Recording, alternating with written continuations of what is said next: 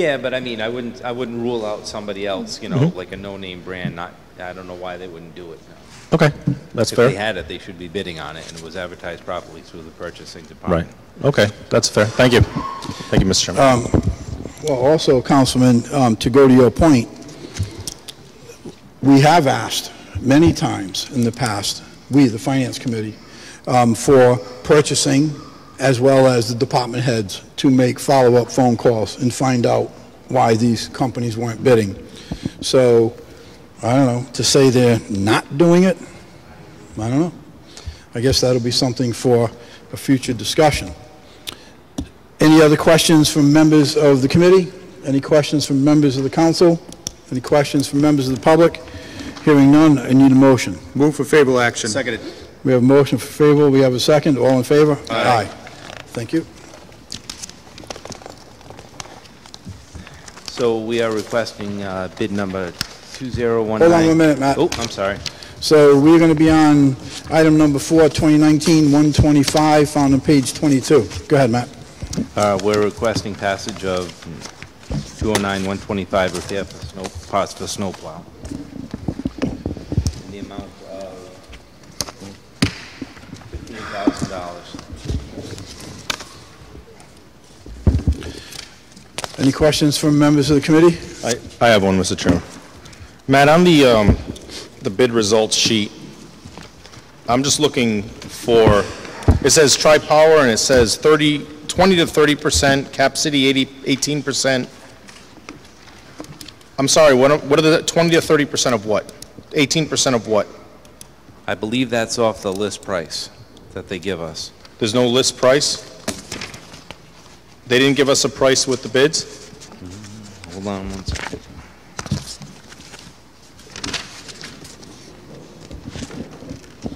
There's certainly nothing in our books, Councilman. Okay. So we didn't specify the list price? No. Okay. Well, I guess we didn't specify a submission of their list price.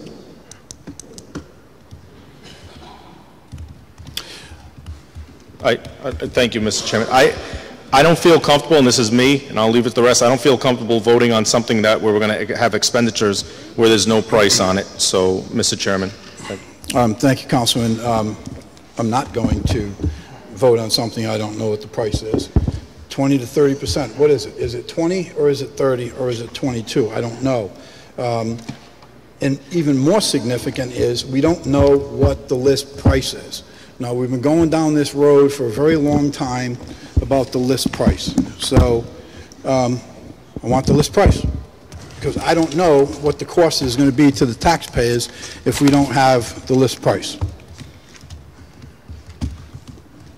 Anyone have any other questions on that? Councilman. Just point that, I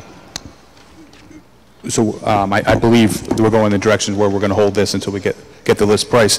But I want to point out this is, the bid, you're coming to us before the bid expires, so we appreciate that. So we can do things, and now all of a sudden we're not back against the wall where it used to happen. That this is. I just want to point that out. That we've seen this on a number of bids already this morning. That this afternoon. That coming to us before the bids expired. That's one of the things that we have been talking about. So that's good. But I agree with my colleagues that we need to know.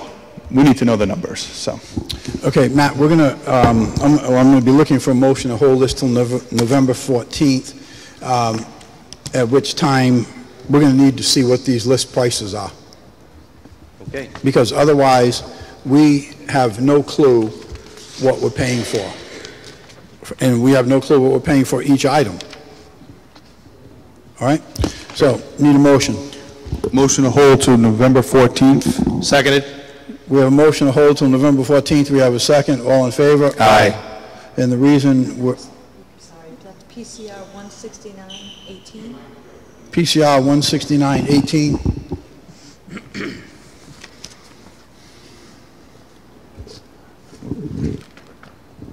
And we have a motion to hold till November 14th. The reason is we're looking for list prices that correlate to the proposed discounted prices from these vendors. And Matt, we're going to need to have Tri-Power, I think, if they're going to go 20 to 30, Yeah. then whatever these pots are that you need, then they're going to have to give you what each discount is. Because I'm not comfortable saying, oh, well, okay, we're going to go with this and hope and pray that maybe we'll get 30 and we'll only get 20. I mean, I just think that's No problem. fair to ask, I'll right? have them define Okay. what each item is that we use. Perfect. Okay, moving on. 2019-131, found on page 26. Mr. Chairman, I'm just Sure. going to identify that this is the exact same situation. That I don't see a price list, I just see percentage off list. So if we could, something just for You consideration. want to give me a motion? I'd like to have a motion to hold 2019-131 until November 14th. That'll be PCR 170-18. We have a motion to hold till November 14th. We have a second. All in favor? Aye. Aye. And that Councilman. will be to get the list prices. Councilman, Sir? we had 2 bidders submit, and one was disqualified. It was Tri-County Contractors for not submitting a vendor list of inventory prices. From the Matt, I'm sorry, I can't hear you. We got Phantom Express up there. Where'd that come from? Let it go by. We had 2 bidders apparently, and one was disqualified for Tri-County Contractors for not submitting a vendor list of inventory prices for the parts manufacturer per bid specifications. I just wanted to let you know Matt, that. could you repeat it again? I still couldn't hear you. Okay. We had one bid that was disqualified, Tri-County Contractors for not submitting a vendor list inventory for prices for parts manufacturers per the bid specifications. Right. Okay? So we don't have a list price from Tri-Power Sales either. Well- So that's what we need. You actually, if you look on page 26, unless I'm mistaken, it's, if you look at the description and the gears, they give you the percentage off of what we're going to use. Like a Tenco chain and gears is 20% off list. Matt, You it have to- doesn't tell me what the list price is. It says 20% off the list. Is the list price $1, $100, $1,000? I don't Okay. know. So we need to know. And also, by the way, when I look at some of these invoices that we've received, you know, from way back, I pulled some invoices from, you know, back in January, February of this year, and all it shows is a unit price, or it shows, you know, a cost. I don't know if that is off what? Is that, do we get a 20% discount? Is it no discount? So I don't know. So that's why we need these Okay. individual units, okay? So is it fair to say on our invoicing moving forward, we should put the list? I'm not jumping, No, I'm no, just using it as an example on Right. invoices. You know, I Right. pulled some invoices from January, February 2018, and I don't see invoices back then that showed us what the list price was and what the discount price was. Okay. Which, this is where I think that we're going now, so that when we do get a bid, we're going to know that, oh, by the way, you know, in this case, Tri-Power bid 20% off a list. List price, $100, discount 20% net. Sure. That's how I get my bills, Okay. from my suppliers that I get discounts from. And, you know, I think that's where we're going to be, the direction that we'll be going in the future. All right, so that's 2019-131. 2019-134, road and control materials, found on page 29. So we're asking for an $18,000 award, one date from... So, excuse me, Matt. We're having a roundtable discussion here. We're all set on the PCR? Okay. Go ahead, Matt. I'm sorry, I thought you were talking to me. We're asking for an $18,000 award, 1 year from date of award, to Neogen Corporation. And this is for the road and controls? This is for the road and control boxes in the bait for our REAP program. Okay. Any questions from members of the committee? Sir? Matt, I'm looking at the vendor list. I don't see the company you're recommending on On the vendor list, there's, yes, but on the bidders list, I see 5 Rhode Island companies and the company from Ohio, Site 1, but I don't see the Neogen. Matt, could I speak to that? Oh, please. So, sometimes in the past, we've been told by purchasing that these are the folks that they'll reach out to and send bids, but that doesn't preclude someone from picking it up on the internet or, you know, perhaps found out some other way, and they'll bid. They may not be on our sheet right here, but that doesn't preclude them from bidding. So I'm going to assume that this was a situation such as that. Okay? Understood. So, good question and a good pickup, but that's the explanation for it. So now they will be, thank you, and now they will be added to our bids list? Thank you. Thank you, Mr. Chairman. You're welcome. I'm all set. Thank you, Mr. Okay. Director. Thank you. Okay, any questions from members of the committee? Any questions from members of the council? Any questions from members of the public? Hearing none, need a motion. Move for favorable action. We have a motion favorable, we have a second, all in favor? Aye. Item 7, 2019-146, and that is found on page 32. Good evening, Deputy Chief Howard with the Fire Department. Good evening, Chief. Fire Department reviewed bid 2019-146, Scott Air Pack breathing apparatus and related equipment. There was only one bid that was received. It was from Shipman's Fire Equipment, Hartford, Connecticut. They met all the specifications of the bid without exception. The department's recommended an award for 1 year from the date of this award, totaling $24,000, not to exceed $24,000. This is going to come from budget 35218. Chief, so, you know, I can understand the importance of breathing apparatus. I'm assuming we're talking scuba tanks and first stage, second stage, hoses, etc. Yeah, this primarily is going to be the SCBA, the fire department, not the scuba stuff, just the fire department stuff. So, can you tell us why your department didn't come to us before this bid expired? This bid expired a month ago, and we're just getting it now. Yeah, I believe the chief is trying to get caught up from the summer, from having the backlog of expiring bids and being shorthanded with the assistant chiefs. He's trying to do his best to get caught up on the bids that are coming up. I talked to him this morning. He said after this bid, he should be pretty much caught up, and we should be able to come out a couple months in advance now. All right, fair enough. Thank you for the explanation. Also, for members of the committee, council, and members of the public, Chief Fontenot is unable to attend this evening, and that's why Deputy Chief? Yes. Deputy Chief is he's on the hot seat. Thank you, Chief. You're welcome. Explanation accepted. So, any questions from members of the committee? Any questions from members of the council? Any questions from members of the public?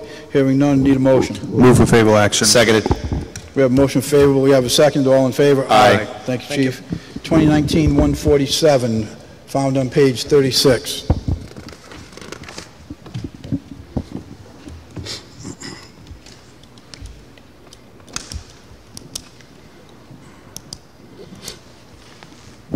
Good evening. Luke Murray, Special Projects Manager for the city. Luke, welcome. And this isn't like, you're not like customarily up to the podium, so we're moving along at a record pace. I hope you're not going to, you know, break our stride here. What's that? Only kidding. Luke, go ahead.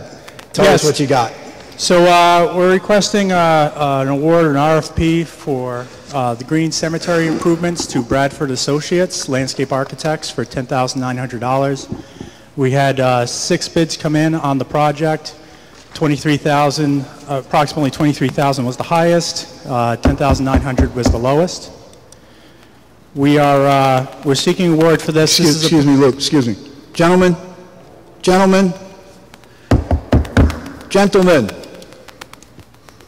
Thank you, Luke. Okay.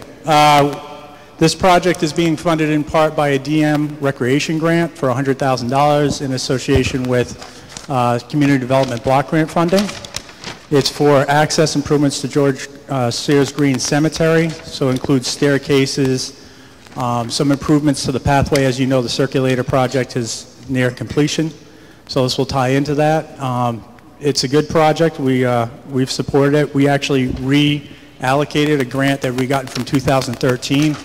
It's from another portion of the circulator over to this site. So right now we're looking to get Bradford Associates on board to help us with the construction documentation. Any questions from members of the committee? Councilman McAllister, please. Yes, thank you very much. I want to thank you for bringing this forward. I work with the Apponaug Improvement Association. They're very excited about this. This is a block grants, DEM grants. I know that Councilman Galucci and I were the sponsors, and this council passed it to get DEM involved in this, and they approved. This is no city money, but we are going to get a lot out of this. It's going to open space enhancement. We're going to be doing a new stairway to the site of the cemetery. We're going to have a small seating area overlooking Gorton Pond and Apponaug Village. All part of these projects that we're doing. We're going to be repurposing part of the railway into a bike path. We're going to install signage telling the history of the Green family and their impact on Apponaug. And we're also going to do some clearing of some shrubs to expand views to Gorton Pond and Harding Brook and Apponaug Village. So this is all kind of part of this revitalization that we're doing down there. It's going to highlight the incredible history that we have in this city, and I'm looking forward to seeing the work done, and hopefully we can get more people to know about our history and enjoy it. So thank you very much. Thank you. Thank you, Councilman. I mean, it's a great job. It's a very good example of some of the things to come for the city of Warwick as we're going down the road here, particularly with new administration. And Luke, I also want to compliment you, as well as the fire department is very diligent with this, so is the police department, with chasing down the grant. Because when you and I were speaking about this earlier, you had told me about another grant that you wrote and were successful in receiving, which was a $10,000 grant for this same project, correct? That is correct. Tell us about that, what you had written and what you finally got. Well, with the councilman's support and multiple players involved, including the Apponaug Area Improvement Association, we applied for a renowned foundation grant for $10,000 for interpretive signage and various landscape enhancements to kind of carry through the finishing touches of the circulator project. And so that'll link into this sort of green space master plan that we're trying to tie in through the Apponaug Village. So the idea is that the once cut off Kettle Street eventually, hopefully, will be reopened to pedestrian traffic, tie in the cemetery, a bike linkage, and then kind of tell the history of Apponaug. So we're excited in the planning department about it. We appreciate all the support we've gotten, and we're looking forward to implementation. Good job. It's really getting to be exciting with a lot of these new things that, you know, we've got working on here in the city. So, any other questions from members of the committee? Any questions from members of the council? Any questions from members of the public? Hearing none, I need a motion. Move for favorable action. Seconded. We have a motion for favorable. We have a second. All in favor? Aye. Thank you. Thank you, Luke. Item 2019-148, found on page 49.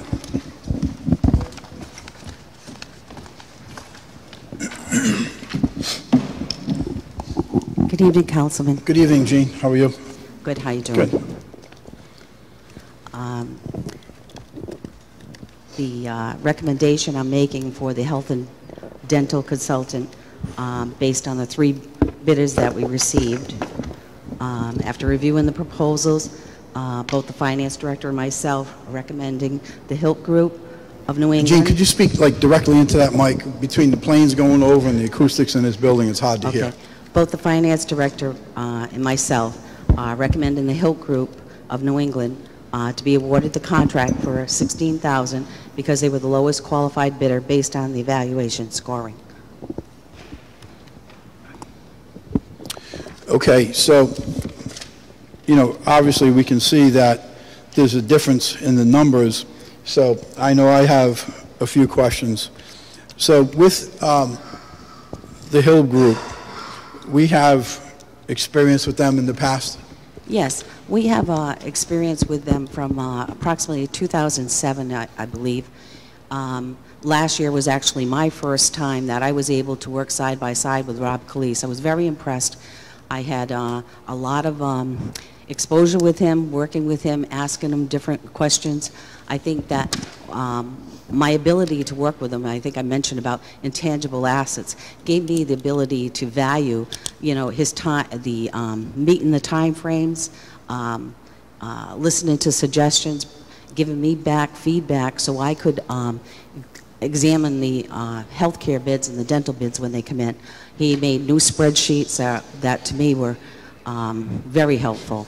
So based on that, my scoring for him for the experience and the other qualifications gave him the edge. Okay, and I also,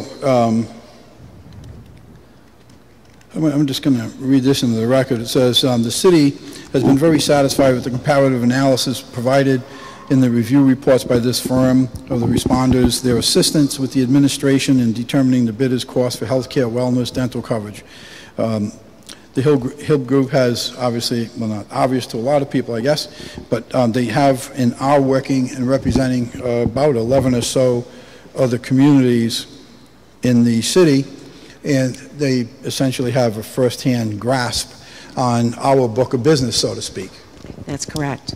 Okay. Also, looking at the other bidders, there was one from Massachusetts, the Marsh Group. They don't have any exposure in Rhode Island. They're trying to do that. Legacy Benefits Advisors certainly do have some exposure to municipalities as well, but not as much as the Hill Group.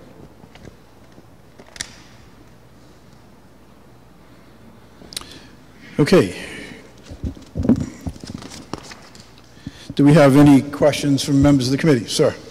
Yes. So, Gene, overall, I know that you're pleased with the information that they're giving with you and the give and take with your experience. How is the employees, they've been satisfied from what you're hearing when we've used them in the past? Well, the consultant basically draws the RFP for the healthcare and the dental bids. So it's mainly the finance director and the personnel and the consultant that actually put together that. So the consultant doesn't really have interaction for the work that we're asking him to do. Mm-hmm. There are many different phases that you can get in, but that's not what we are here for bidding. Healthcare consultant certainly can expand to that, to other services, but we have not used them in that aspect. Okay. But with your experience and what you laid it out here, the case that you're impressed and the services that they have provided. I am very impressed, and as I said, this was really, I came on board in 16, so I didn't really have, I only had the bid proposals to go by. The second year, similar. Last year, I actually worked with it, was a lot more involved, and the different suggestions that I gave them, including to include the wellness contract in the RFP. And as I said, the spreadsheets were remarkable. They were so much easier than trying to do an analysis with, well, you could have, I don't know, 8, 10 bids coming in, even more if you count the dental. And you're trying to do that analysis. The best way to do is to be consistent, have a spreadsheet, and he detailed that in such a way that simplified it so much more. So you could actually look at a bid, look at the spreadsheet, and know, because what I do is I do an analysis by the bids, by the enrollment. So I'm looking to see what that cost is by whatever they price it out as their working prices. Okay, thank you. Any other questions from members of the committee? Gene, you also indicate on the position sheet here experience of principals, and the Hill Group has 20%. The other two bidders had 10%. For experience of the principals, right. Those are the two categories where I found that working with him, I was able to value that differently. Not working with the other companies, I felt that the fair evaluation, looking at the proposals, that the Hill Group had to have the higher rating for the fact that we've worked with them, we're pleased with the work, council was pleased with their reports. So in all fairness, I gave those half of what the experienced consultant got. Okay. Any questions from members of the council? Any questions from members of the public? Sir, please. Identify yourself for the record, please. And you're going to need to bring that mic, like, right up close. Good evening. My name is Robert Dumais. This is my colleague, Keith Dempsey, and we're here representing Legacy Benefit Advisors. I'm sorry, Mr. Dumais. Your colleague's name is what, please? Keith Dempsey. Spell that last name. D-E-M-T-Y. Thank you. Go ahead, sir. And we represent Legacy Benefit Advisors. And if we could, we have a sheet we'd like to pass out for you to look at. Would that be all right? No, sir. I'm sorry. If it's not in our package, that means it has not been posted, so we cannot consider that. Okay. Then we're questioning the scoring of the bids and also the bid process in general. So last year we bid also, and we were recommended by the Finance Committee. And then when it went to the City Council, it was turned around. Excuse me, what do you mean you were recommended by the Finance Committee? We are the Finance Committee. Right. You folks recommended us last year to the City Council. Is that not right? The administration recommended us. Thank you. I'm sorry. Thank you. I'm The sorry. Finance Committee did not make a recommendation. Okay. Thank you. My error. I'm sorry, Mr. Dumais, what's your position with Legacy? I'm one of the principals. Okay. And Mr. Dempsey? Also principal. Okay. Thank you. Go ahead. We're questioning the scoring in terms of a couple of areas. Experience of the principals. Last year we got 20 points for experience of the principal. This year we went down to 10 points.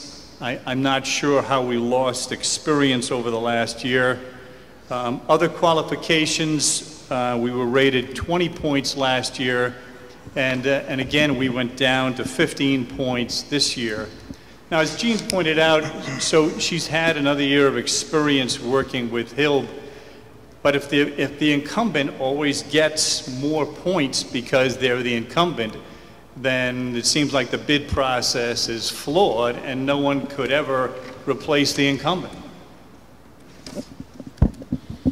So we're questioning the scoring and the process in general. We'd also debate... Onto the mic, sir. Yes. We'd also debate the relative experience of our firm versus the bid being, the bidder being recommended. Our experience, we've worked in the municipality and health insurance segment for 60 years combined. I ran the Rhode Island Interlocal Risk Management Trust, which was a municipal insurance pool, as you might be aware. Our experience is equal, if not stronger, than HILB's. So, again, as my partner said, we're a little bit baffled by the fact that our scoring could go down relative to last year. The last point I would make is, you know, last year you got somebody who did a decent job for you. And so you might have bought a Camry and you like the Camry and you want to keep the Camry. But I think the flaw here is that you may be passing up a BMW.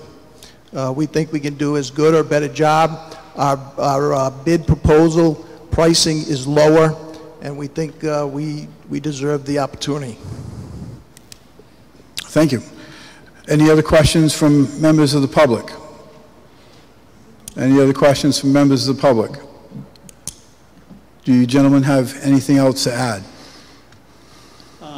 No, I'm going to add just a general concern of the bid process. So last year we bid, and then the bids were all thrown out for a reason that was never explained to us. Last year we were contacted by the Rhode Island State Police questioning the bidding processes in Warwick, and we met with them and they asked us what our opinions were of what happened. So let's stick to, you know, what we have here.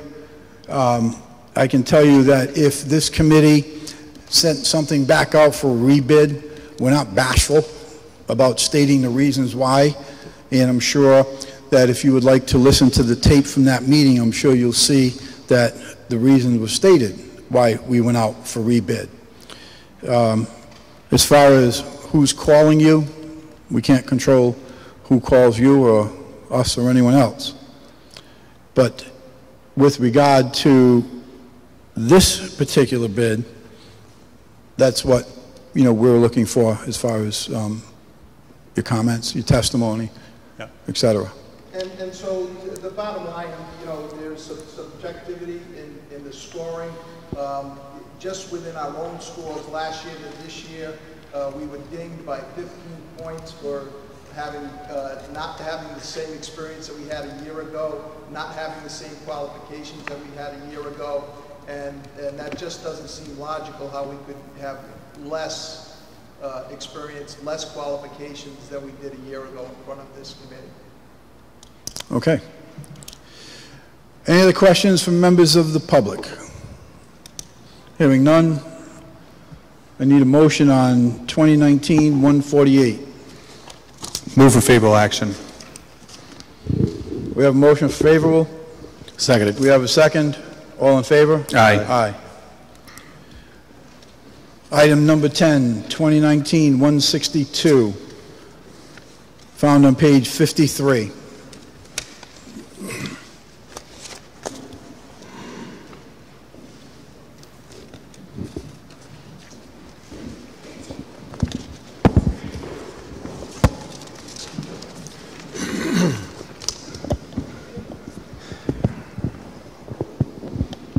Matt? So we're requesting bid number 2019-162 for the repair of the bolt gear on H85 to Custom Truck One Source in the amount of $19,003.20. And this is our tree truck. Okay, and just tell us why this is necessary, Matt. As I stated before, this tree truck is the only tree truck that we have in the city. Currently, we are leasing a tree truck for 3 months at the amount of $4,950 per month. This piece of apparatus gets called out constantly for overhanging branches, dangerous trees, so it's a vital piece of equipment for the city. This tree truck is a 2003.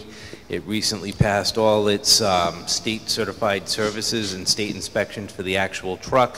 Upon inspection of the boom and the bucket mechanism, it was found deficient. It had sway in it. So we went and sent it up to New Hampshire and had them evaluate it and give us a quote. Okay, well, we certainly know we need a tree truck. Oh, yeah. That we know. Probably more in my ward than yours, but anyways. Only kidding. So, any other questions from members of the committee? Sir? Yep, just to echo on that, you know, these trucks, they get a lot of use. We need them, you know, they're on the road 6-7 days a week, and, you know, the storm season is coming, or it's here. So, thank you for bringing this in. Any questions from, yes, Councilwoman Travis? I just want to add to that, that I know I have people that have been waiting for the tree, for tree limbs just like you, and the sooner we get it, we can put it to work, they'll be nonstop because we're really falling behind on it now. Sure, absolutely agree. Any other questions from members of the council? Any questions from members of the public? Hearing none, I need a motion. Move for favorable action. Seconded. We have a motion for favor. We have a second. All in favor? Aye. 2019-163, found on page 56. Thank you, Matt. Thank you, Christie. Commander Brian Connor for the Police Department. Good evening. Good evening. The department is seeking authorization under the provisions of 56.6 to make purchases not to exceed $10,000 from various vendors for this recruitment drive as well as our next recruitment drive. I will add that we're not actually making expenditures. We are simply borrowing money from our asset forfeiture account to make purchases for recruitment. We then recoup the money back with a profit. I do have to apologize to the chair as well, the rest of the committee. When I came to you in February under 2016-268 to do a 2-year extension for our policeapp.com bid.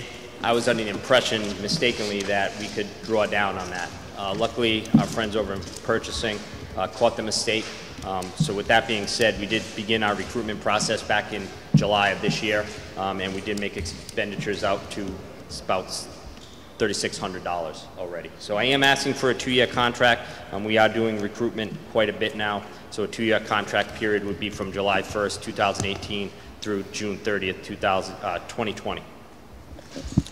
So, Commander, all the expenses associated with this training, all those expenses come out of the asset forfeiture account? They do. Okay. So there's no monies coming out of the taxpayer's pocket? No taxpayer's money at all. No. Any expenses? No. For in this training? Not training. Correct, for recruitment, correct. All comes out of asset forfeiture. Okay. And after policeapp.com processes it, they give us back the check, which goes back into that fund. I appreciate you coming to the mic and, let's say, putting on the record about the error here and coming to us. You know what the issue is. Other department heads have had to listen to us numerous times about the very same thing with these bids. We need these bids to come to us ahead of time. So I do appreciate you coming to the podium and bringing that to our attention. But again, we really need you to make sure that you stay on top of those expiration dates, okay? Questions from members of the committee? Questions from members of the council? Questions from members of the public? Hearing none, I need a motion. Move for favorable action. Seconded. We have a motion for favorable. We have a second. All in favor? Aye. Item 2019, you're welcome, Commander. Item 2019-167, transmissions on page 73.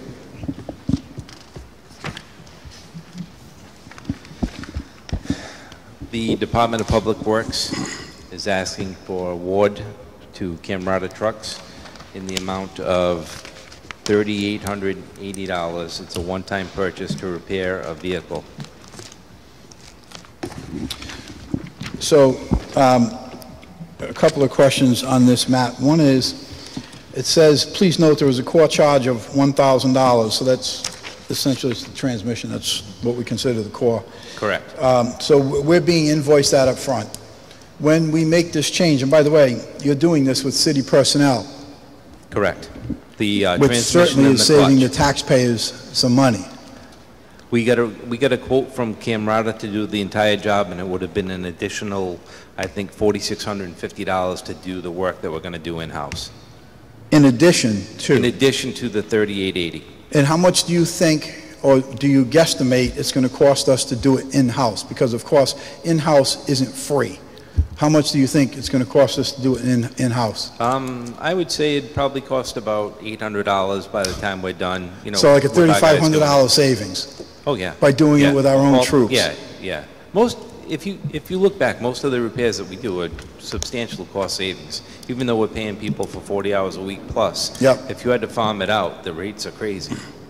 But unfortunately, the members of the public and the taxpayers are not always made aware of this. So that's why I'm glad you're coming to the mic tonight, and I'm glad we're having an opportunity to speak to that and show the taxpayers that, you know what, these things are happening. And the employees of the city are looking for ways to save those taxpayers money. Back to that core charge. So we can be assured that that tranny, when it's dropped, it's going back, and we're going to get our $1,000 back, right? No. No? If the core is reusable, then we will get our $1,000 back. If it's so far gone and shattered that they can't reuse it, then we will not. So, Okay. Either way, the maximum amount expended is going to be $3,880. Okay. It could be $2,880. We're hoping. Well, you cleared up my question, because I just wanted to be sure that that rebate wasn't, or refund wasn't contingent upon us returning the core. Okay, you explained it.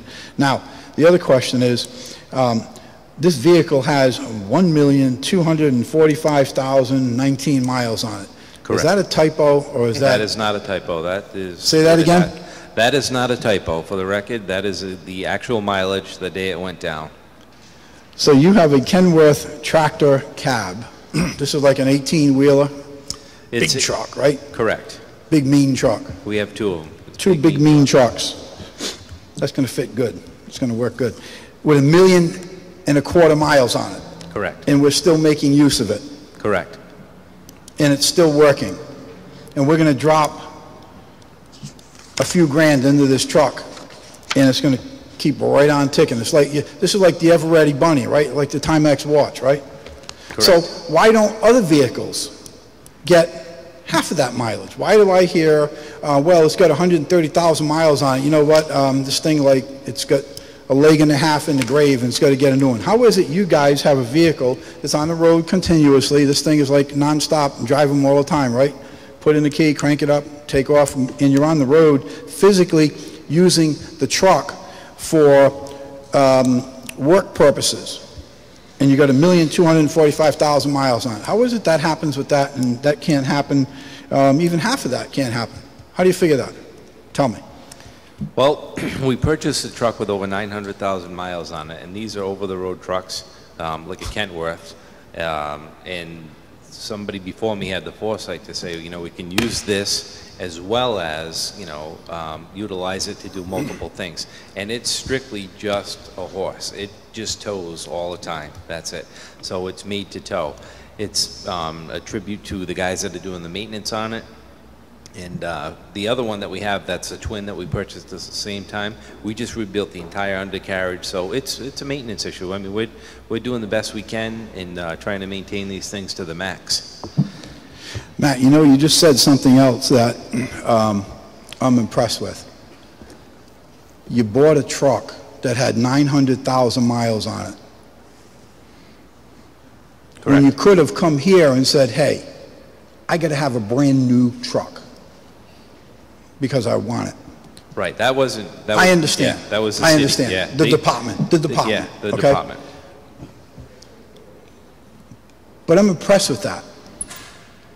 Because instead of coming here and saying, we have got to have a brand new truck, you went out, I assume your troops looked over this truck with 900,000 miles on it and said, you know what, we can make a pretty good use of this buggy, right? And we're still making a good use of it. Good Sure. job. Sure. Any questions from members of the committee? Any questions from members of the public? Any questions, sorry, members of the committee, council? I'll get it. Any questions from members of the public? Hearing none, need a motion. Move for favorable action. Seconded. A motion favorable, we have a second, all in favor? Aye. Thank you, Matt. 2019-169 IMC software, found on page 76.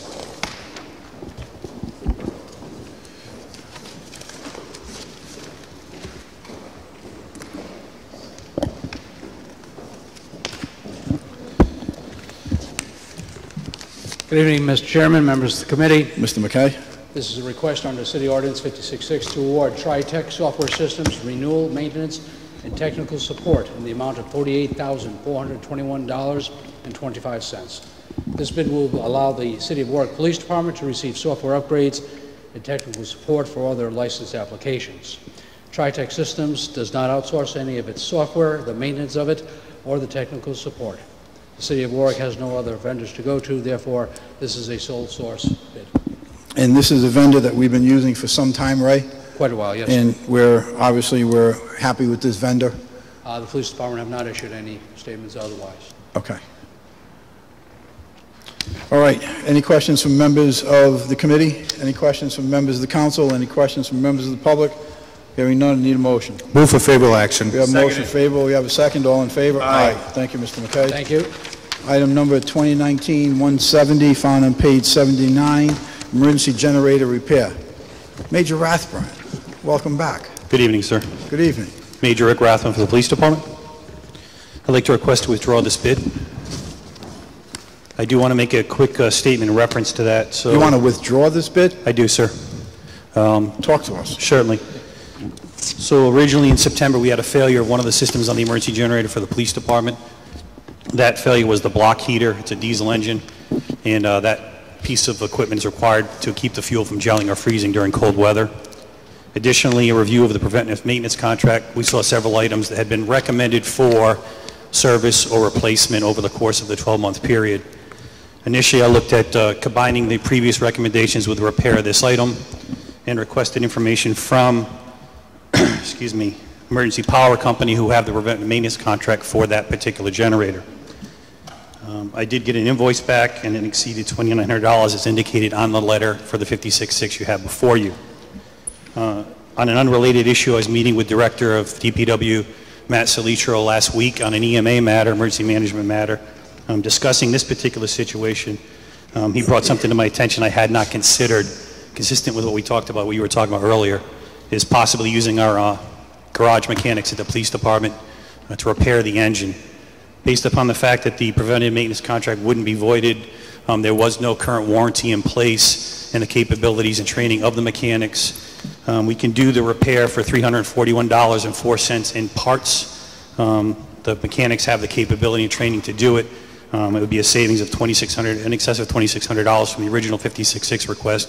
So I appreciate Director Salitro in giving me that information that I had not considered. You know something, Major? I run some really quick numbers, and between you and Director Salitro, I just ran numbers that you two guys and your staff have saved the taxpayers $6 grand just on doing repairs on our own. Now let me tell you, that energy is exciting, and that energy is growing throughout this entire city and throughout all the departments. And I remember several years ago putting together a committee which was called the City Council Tax Sale Committee. And I remember about 10 or 11 people in a room in the Annex building in a meeting. And I remember several of those people telling me that that was the first time they had been in the same room with some of those department heads to talk about a problem. That's like bizarre. And now I'm hearing what you just said. You talk to Director Salitro. You guys get together. I got this problem. We need to fix it. This is a new energy. This new energy is building in the city, and it's building in the departments, because department heads are now talking. They're communicating with each other. They're saying, hey, listen, you know what? If we work together, you help me, we can take care of this. Bottom line is, we can save the taxpayers dollars and cents. That's change. And that's good change. And that change is going to continue on, because the momentum isn't going to stop. Congratulations to both of you guys on that. Congratulations to the administration. The new administration we have here is certainly festering this energy and this collaboration and coordination between all the departments. That's how we save taxpayer dollars. Good job. Thank you. So, anyone have a problem with this? I didn't think so. Okay, we're going to put a PCR 171. Is that where we are? Yes. PCR 171-18 for a motion to withdraw at the request of the director. Make a motion, 2019-170 to PCR 171-18, motion to withdraw on request of the director. Seconded. We have a motion to withdraw PCR 171-18, formerly 2019-170. We have a second. All in favor? Aye. Aye. Thank you.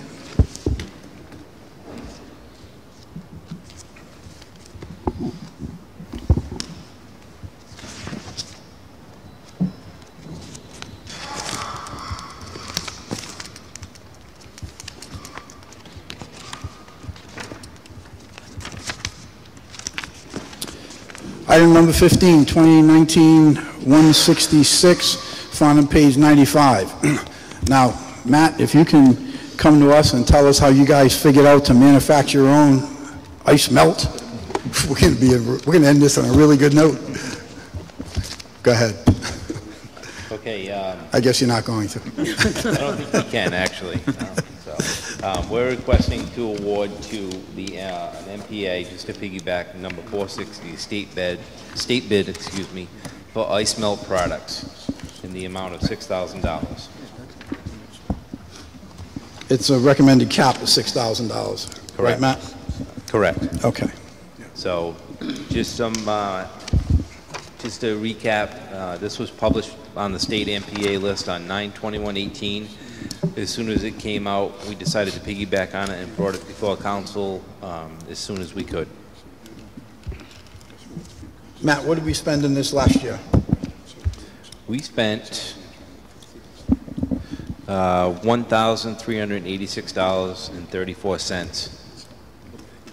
Say again? $1,386.34.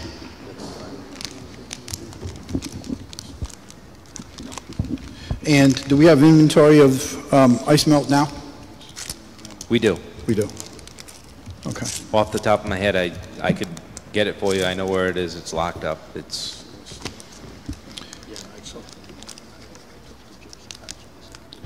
Okay, and this is a one-year bid, right?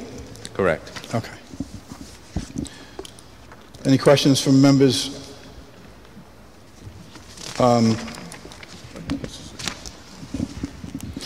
Matt?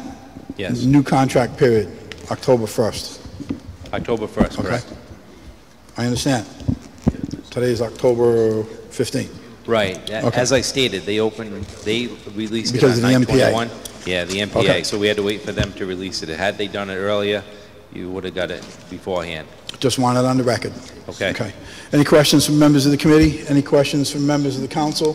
Any questions from members of the public? Hearing none, I need a motion. Move for favorable action. Second. We have a motion favorable, we have a second, all in favor? Aye. Thank you. Thank you, Matt.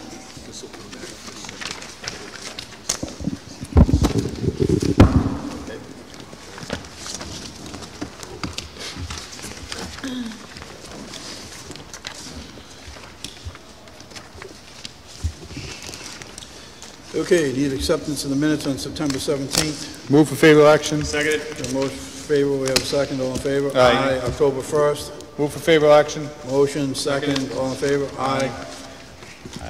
And we'll move on, PCR 16818. Item number 2, PCR 4518, medical evaluations to the fire department.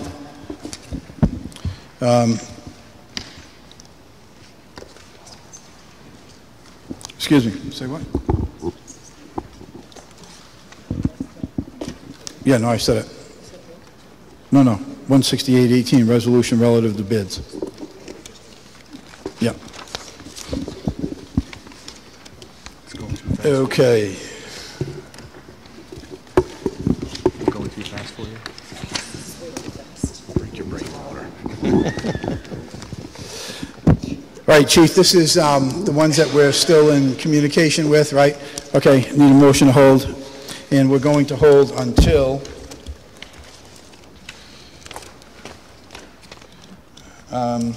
talk to me, what's the first meeting in January? January 9th. Motion to hold to January 9. Seconded. We'll hold until January 9th. We have a motion, we have a second, all in favor? Aye. Thank you, Chief. PCR 12718, School Department. Is Council President here? Okay, we're going to move to hold until... Sorry? He wants November 14th? Yeah, I know, but is that what the Council President wants? Okay.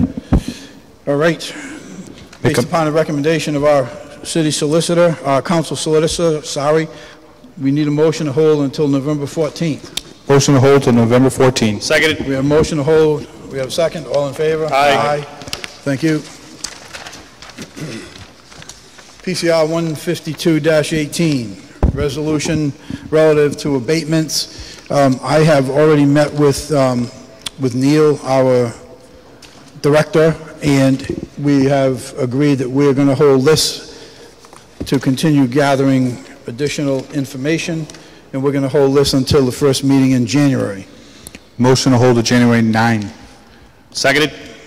We have a motion to hold till January 9th. All in favor? Aye. PCR 16418, maintenance service contract for fire generators. Chief? So we're revisiting bid 2019-120, maintenance and service contract for fire generators. Fire Department continues to recommend this will be awarded to the Lightship Group of North Kingstown, Rhode Island. They were the lowest bidder and they met all the requirements. This is going to be a 2-year bid for a total award of $20,000. The funds will come from Budget Code 35340 service contracts.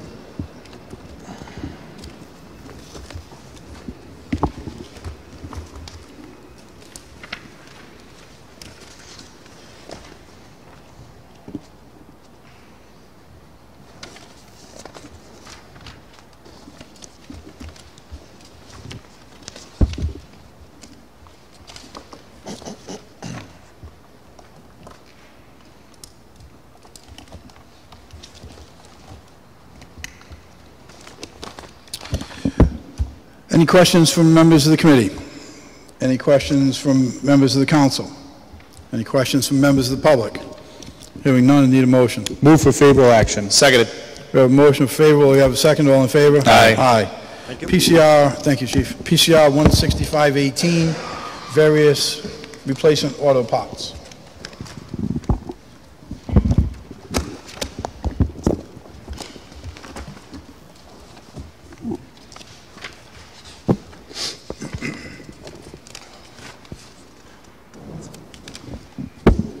So Matt, we have the same thing. At the last meeting, I had requested to get the list price on these items because in our package, all it's showing is the manufacturer.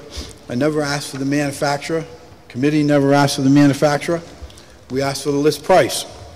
We've got all the discounts listed there, but we don't have any list prices. What we have is we have manufacturers. So I have not received anything. Has anyone else received anything? Okay. So you know what I need, right?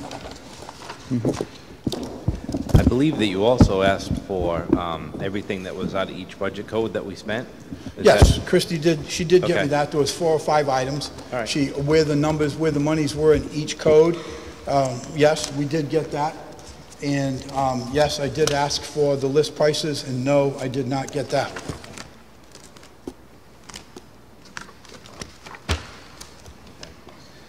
I believe, from what Christie just told me, they are in purchasing. Sorry? The list that you're looking for is in purchasing. It's just a massive pile. I don't know, do you Okay. want it electronic? So if you're going to look to award this to a Correct. bidder, Correct. we need to know what the list price is. Because, Matt, if we're bidding on whatever, and you tell me that you're going to give me a 50% discount, Christie says she's going to give me a 55% discount, and Councilman Howe here says, I'm going to give you a 48% discount. How do I know who's giving me the better deal if I don't know what the list price is? This is what we've been hammering away at for a very long time now. We don't know until we know what the list price is. I will provide you with that. Okay, thank you. So we're going to move to hold this until November 14th. Motion to hold November 14th. Seconded. Hold November 14th. And Matt, also, I know you weren't here then. This goes back to the previous administration when we had bids before us for tires, and all we had was list prices. We had bids before us for pots, and all we had was list prices. And this is going like way back. And the Finance Committee had, at the time, also requested to get all those list prices. And I can remember the previous administration saying that we were crazy. Nobody was going to bid because nobody's going to get that. And then we sent out this RFP back in whenever it was, March or somewhere thereabouts. And I attended that bid opening. And we had 11 bidders. I think there was 4 disqualified. And even with the bid request as complicated and as complex as it was made over my objection after we saw it, we still had those bids. This is technology. This is no big deal. It's no big deal for somebody to press a button and fire us their entire catalog, which we didn't ask for, but some of the bidders sent in their entire catalog on a CD. Other companies sent in their bid on a thumb drive. Press of a button, boom, you got it all. So this problem goes back to the previous administration. We understand that. We understand that you're new in this department as director, and, you know, we just look forward to working with you on, you know, getting these costs so that we know we're all on the same page. Okay, that's it. We are done. It's record fashion. 1 hour and 13 minutes. Finance Committee is adjourned at 6:14. Can we get right into Hugh? Yes, sir. Go right ahead. You're the chair. The time is 6:14 p.m. and Health, Education, and Welfare is now open. I'll give you a second. Acceptance from the committee meeting held on September 17th. Do I have a motion? Favorable action. Second. All those in favor? Aye. Acceptance of minutes from meeting held on October 1st, 2018. Do I have a motion? Favorable action. Second. All those in favor? Aye. Thank you. Item number 1, PCO-318, Rocky Point, ordinance to protect the rights of private property owners. Councilman Lattiser. Hold January 9th. Hold till January 9th. Do I have a second? Second. All those in favor? Aye. Thank you. The time is now 6:15. Health, Education, and Welfare is all closed. Councilman Corley, we'll get started on ordinance. Thank you.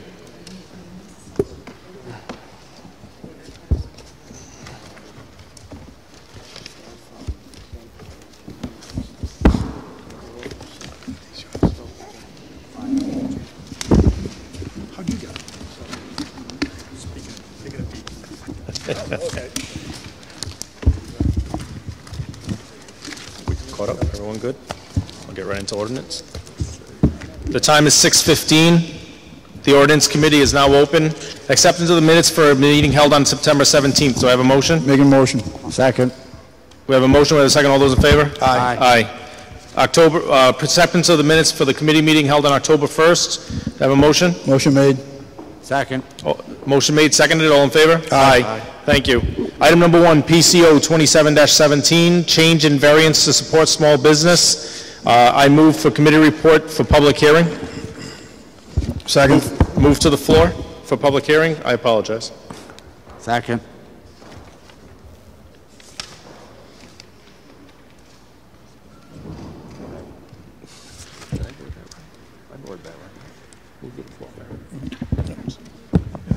Okay. We have a motion, we have a second. All those in favor? Aye. Thank you.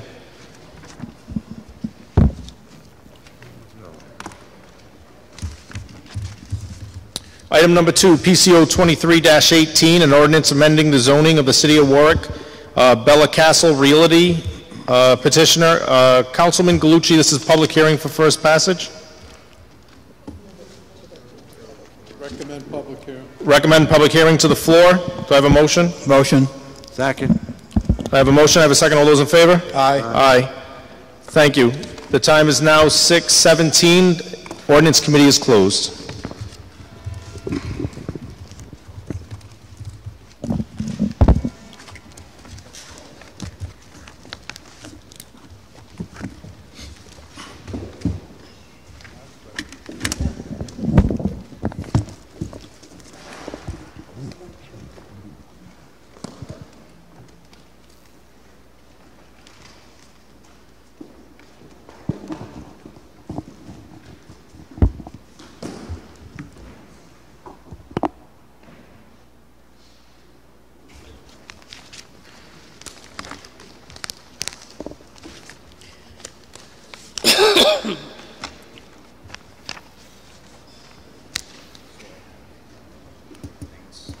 Is it raining now?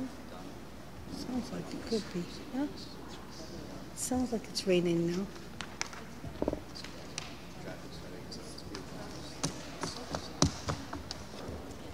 I don't know.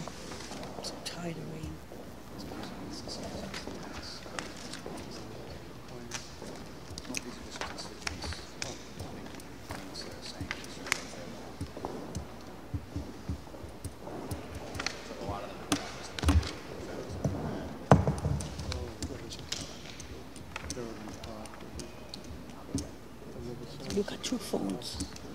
Working personal. Oh, okay. Can't mix the two. I was going to take a million there. Excuse me.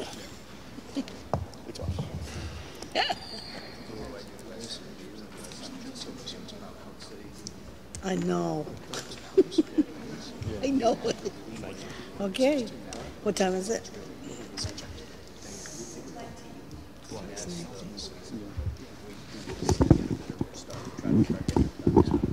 Public safety is now open at 6:19. We have acceptance of minutes from committee meeting held on September 17th. Do I have a motion? Motion to accept? Second. All in favor? Aye. Do I have acceptance of minutes from October 1st? A motion, please. Motion to accept? Second. All in favor? Aye. First, we have PCR-16-18 tree damage claims. This is not drafted. Councilman McAllister. A hold to December 3, please. Seconded? Being held to December 3rd, second by Councilman Howell. All in favor? Aye.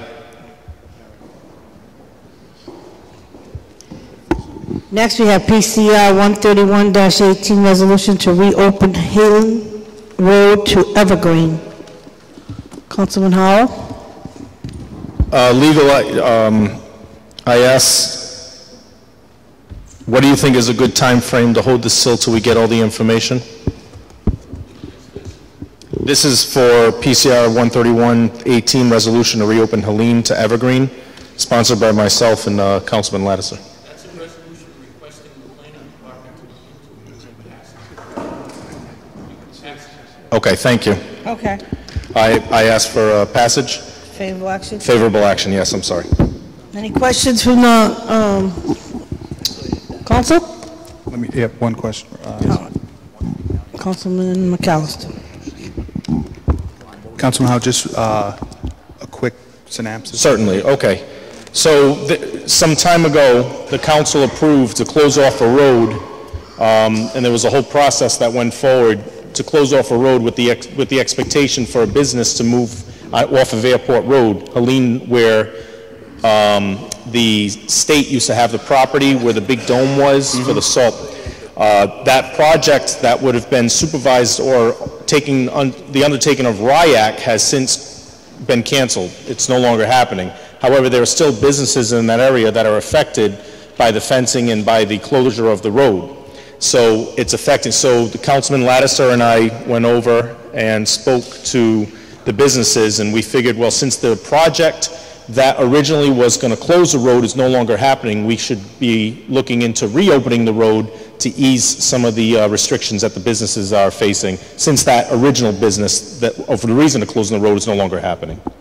Thank you, and I remember that, and then you also brought me over to see that property, so I got to see firsthand with the fencing and stuff like that, and I will be supporting this when it gets there. Thank you. Any other questions from the public? Oh, Councilman Cole. When the road was abandoned, was the property given to a landowner? And if it was there any kind of payments that were made in concerning that? Madam Chair, if I may answer? Yes, of course. Thank you. That is with the purpose of this. We're going to send it to planning, and then planning can inform us of all the information that went on, and then we can go and see what our availability is from moving forward. Okay, so it's just a procedural step to see how we can accomplish what I understand the goals, and I understand why it is a positive idea. I will wait till we get to that point to bring up the specific questions. Thank you. You have a motion? Move for favorable action. Seconded. All in favor? Aye. Thank you. And the time is 6:23, and public safety is now closed. Thank you.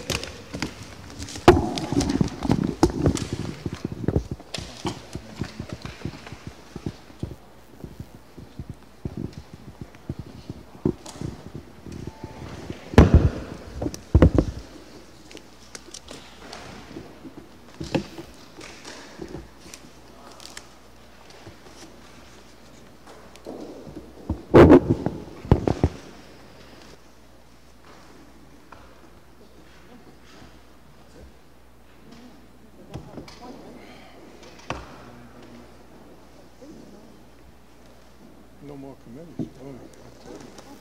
Used to be that way.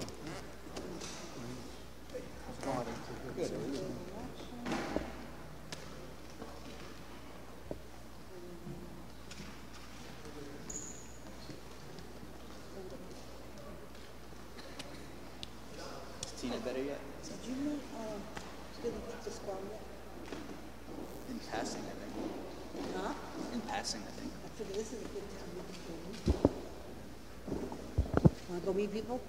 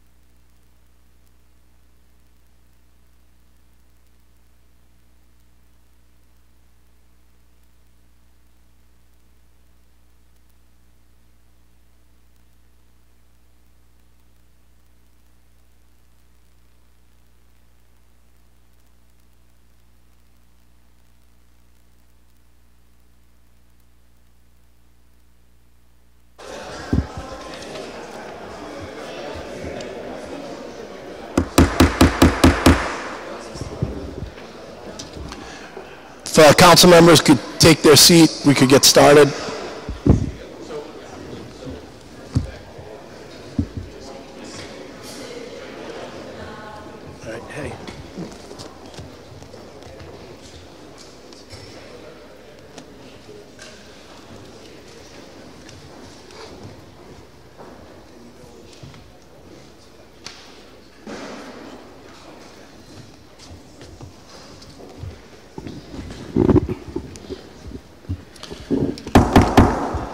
City Council will come to order. The clerk will call the roll. Here. Here. Here. Here. Here. Here. Here. If we could stand for the salute to the flag, and if Councilman Ricks could lead us in the salute.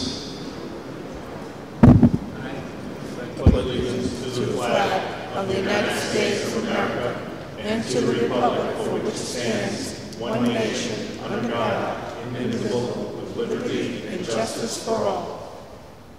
Say, can you see by the dawn's early light what so proudly we hailed at the twilight's last gleaming, whose broad stripes and bright stars through the perilous fight o'er the ramparts we watched were so gallantly streaming, and the rocket's red glare, the bombs bursting in air, gave proof through the night that our flag was still there. Oh, say does that star-spangled banner yet wave o'er the land of the free and the home of the brave.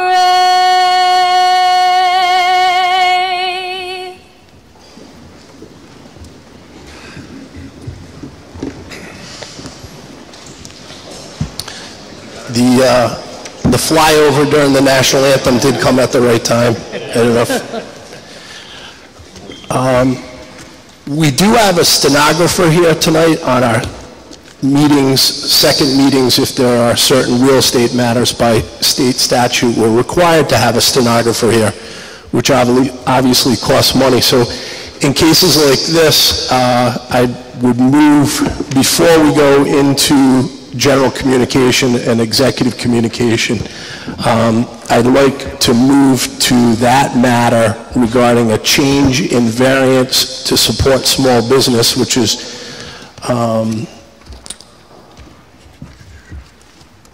PCO, well, sorry, that's going to be continued.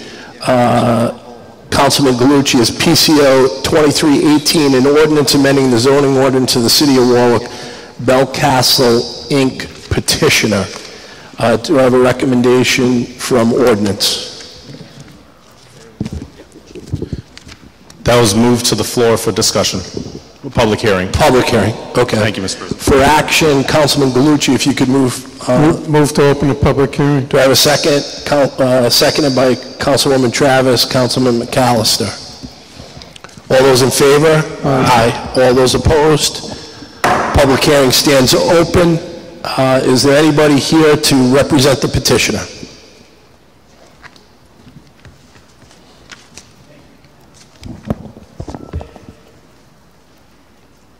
You gotta hold the button down for a second or two. You'll see the red light, and you have to hold it about less than an inch from your face if the red light's on. Mr. President, can you There you hear me? Thank you very much. Good evening, Mr. President, honorable members of the Warwick City Council. For the record, Attorney K. Joseph Shikachi, representing the applicant this evening. Mr. President, members of the council, before you are several boards, presentation boards for your review. You should have a complete package as part of your portfolio this evening. And we are proposing tonight an exciting project for the city of Warwick. We're asking the council for a zone change, at the same time in conjunction with the planning department to eliminate some of the past zonings on the Carpinato property. This is the Inn at the Crossings complex, as I call it. There are several different parcels. Over the years, for the developments that have happened there, there's been certain zone changes. So tonight we're asking not only for approval for the Orthro RI, but in addition to that, to clean up some of the past zoning history. This has been done in conjunction with a detailed reviews, lots of meetings with the planning department, and as I know, each member of the council has, as part of their packet, a unanimous approval from the planning board, and I believe in also a strong recommendation for approval from the planning department as well. This evening with me I have Mr. Kelly Coates, the president of Carpinato Development, one of the subsidiary properties that owns this property, and a bevy of experts to answer any questions. But I will be brief, because I know that the council has accommodated us to take us sooner because of the stenographer and a scheduling issue. So thank you for that. So this evening, we're asking for permission to bring Orthro RI here, which is an unbelievably great story to tell. I'm very proud. As everyone knows, I've been before this council many times with many different developments. This happens to be one of the best, if not the best. This is over 170 to 200 new high-paying jobs, substantial payroll, expansion of our tax base, no police or fire protection, or minimal if any, and no kids in the school system. It is our hope and desire that the council's action tonight to rezone this property will ignite the Carpinato complex into a development where other medical biotechnical type companies would want to come here, that would hope to have Warwick as their home to help increase and expand our tax base and create high-paying jobs. I'll be happy to answer any specific questions. This particular property at the moment is vacant. It is be new construction from the ground up. We would hopefully anticipate, if everything goes through, for building and construction to start very early in 2019 and hopefully be open before the end of the year. We think this is a great asset to the state as well as the city. Mr. Sakachi, could you talk about procedurally what process you've already gone through and what approvals you've obtained? Thank you. That's a very good point, President. So we have applied for and received master plan approval and a recommendation in favor of this action for a zone change tonight. We also, at the request of Councilman Gallucci and Mayor Solomon, have had a neighborhood meeting with all of the residents in the area who would be touched by this. So we've listened to their concerns regarding hours of operation, regarding lighting, regarding landscaping, regarding entrance and exit, and I'm proud to say that I feel very comfortable that we have heard them and we have addressed them, and I think the planning department and the council in the area would acknowledge that as well. And so you've already had an advertised meeting of the planning board? And a vote, and we had a neighborhood meeting as well. Thank you. Obviously, we've been very familiar with the Carpinato complex, and on behalf of the council, let us express our sympathies for the loss of Mr. Carpinato. I know that it was a private service, and we certainly understand that. And I know, how many square feet is this building? I'm going to ask Mr. Coates to come up. Thank you. Yes, my name is Kelly Coates. My residence, C-O-A-T-E-S. My residence is 75 Mashuana Drive, Warwick, Rhode Island. We'll just have you sworn in. Do you swear to tell the truth, the whole truth, and nothing but the truth in the matter here before us? Yes. Go ahead, Ms. Coates. Mr. Council President and council members, first I want to thank you for the resolution that you prepared and forwarded. Mr. Carpinato really had a special love for Warwick, asked me to move here many years ago, and I complied with that. My children all went to public and private schools in Warwick, and I maintain my residence here. I love it. I love our town, and I'm proud to be able to bring this facility to you.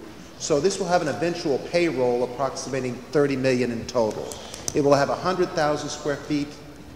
It will be built in 2 stages of 60,000 and then 40.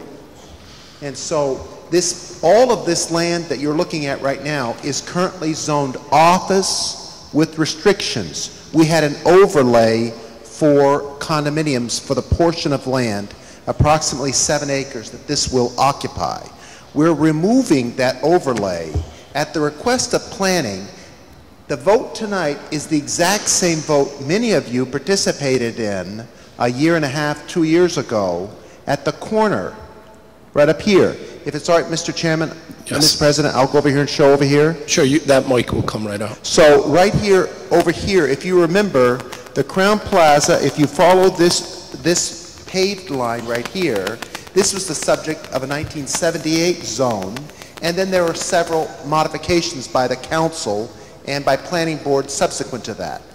The planning staff asked that we do away with all of that and rezone it as we rezoned all the way to the corner to facilitate another use up here. And this board in a series of unanimous votes did that.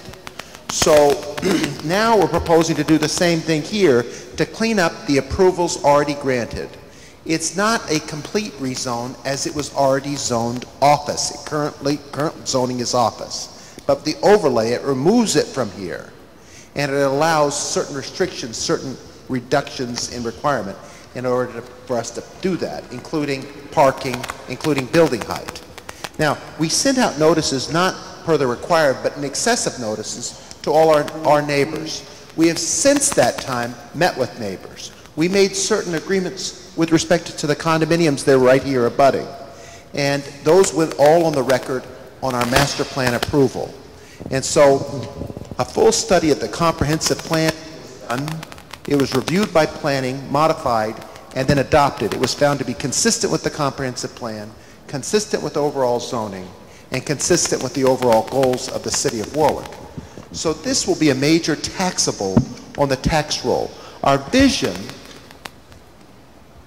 this is the approved master plan. It still has the residential here. Our vision is to enable us to facilitate more commercial development of the same nature. But we will not come before the council until we have a specific user. So generally, birds of a feather flock together. So this will only right now be ortho-RI. But we look forward to ear, nose, and throat RI, and to nose RI, and to eye RI, or whatever name they're named at that time, to come forward and occupy, generate super paying jobs, great benefits, the latest technology. So Ortho-RI is locating here. They're bringing all of the technology under one roof. You don't go see your orthopedic surgeon, he says, go get an MRI, you come back. Go get a CAT scan, you come back. Go get blood, come back. It's all done there in one roof. It has the latest technology, the latest diagnostics, all done in one facility. And we think that this will be in line with the legislation passed regarding medical tourism. Pull people from out of the state here, and we will be the core right at the intersection. It's not a surprise that the hotel is there. That you enabled me to expand by another 100 rooms right here. So this shows that approved layout here on the corner. So this same council approved that in that last vote. So as we get more medical tourism, we'll have more demand. We don't need more hotels necessarily in Warwick. We need more hotel demand in Warwick, and then the hotels to follow demand. And so that's what we're proposing to do here. Thank you. Mr. Sakachi, could you address for the council the amendments? Thank you. Yes, that's a very good point. Thank you, Mr. President. Just to echo what Mr. Coates said, that in addition to these buildings, these are about $30 million of $30 to $40 million of private construction cost and many, many more millions of state-of-the-art medical equipment that under our current statute is certainly taxable. But the ordinance that we're proposing does require some minor technical amendments that when the planning department and the planning board send it over to the council, I have talked to the solicitor, John Harrington. He can articulate them, but these amendments are very minor and technical in nature.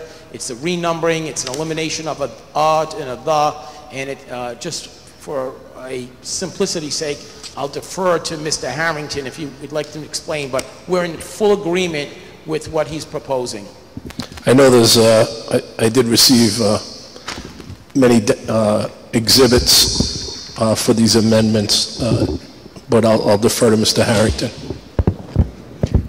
As was stated, there's been several prior ordinances affecting this property, and the intent as it came out of planning, and I met with them last week to ensure this, that those, you'll see language in the proposed amendments that was given to you on line, in the first page, line 22, 24, 25, and 30, is to clean this up to make it clear that the prior ordinances are being repealed because what was in those ordinances is being brought forward into this ordinance. And so the older ones will be repealed. There's a couple of changes, additions and deletions on page 2 on line 21. The word planning is removed.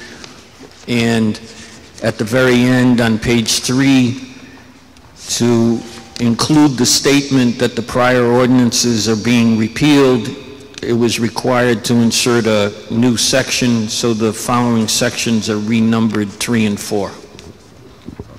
Thank you. Can I just ask Mr. DePasquale to come down for a sec and just give us, I know planning had made these recommendations. I know we had just recently, although time flies, I think within a year or two, updated our entire comprehensive plan for the city. And if the planning department could give us its recommendation and why you feel it's a good proposal for the city, I appreciate it. Thank you, Mr. President, members of the Honorable City Council.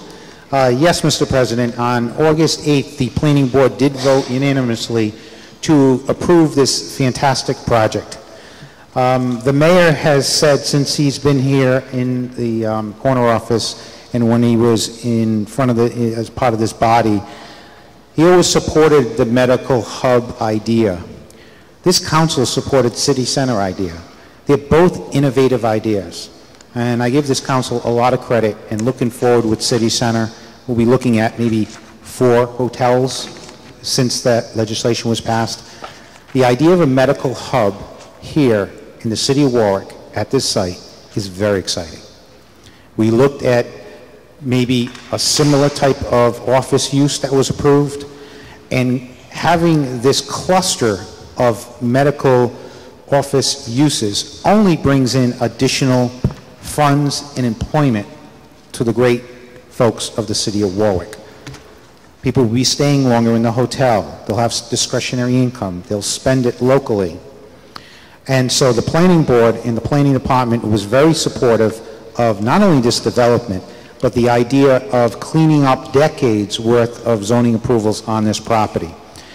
And that is, I think your legal counsel put it very succincly, what the changes in the ordinance portion of this would be, is to clean up decades of old ordinances. This would supersede some of the other approvals.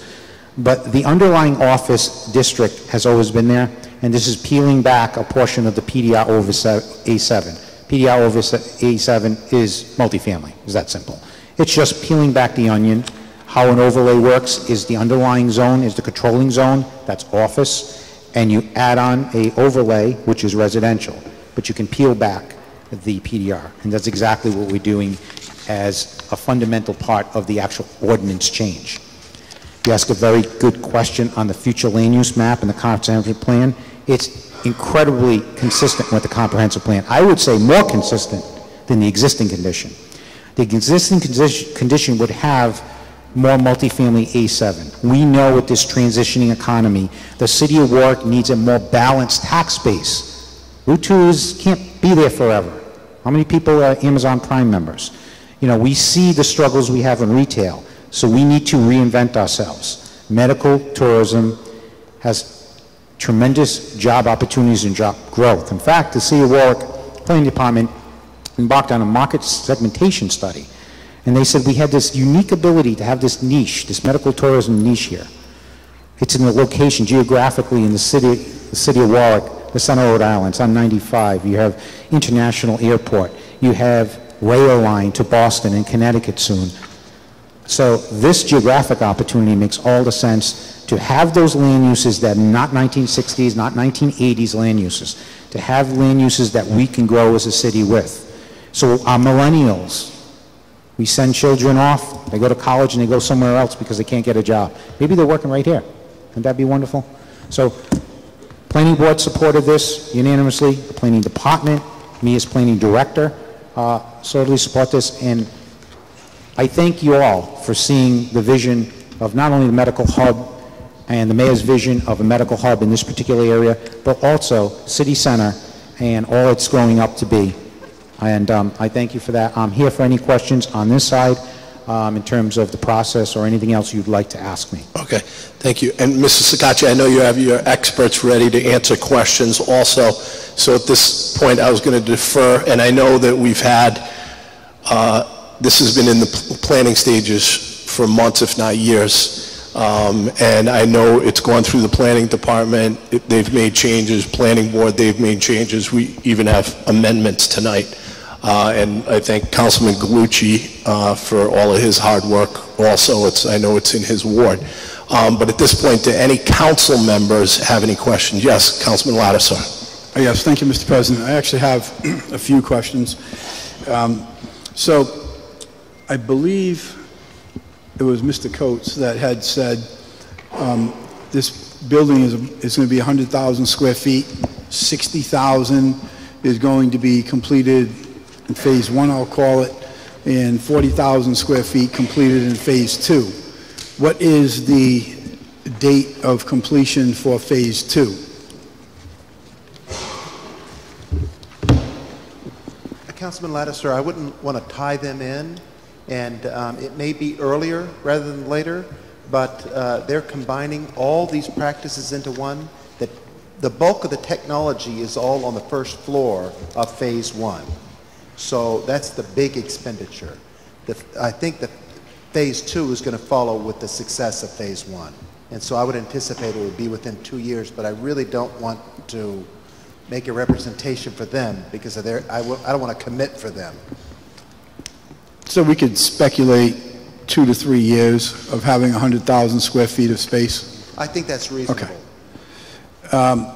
How many units? When this, now the questions I'm going to be asking now will be pertaining to completion. So how many units will be in the building when the building is completed? That's a great question. So this is one company, one tenant.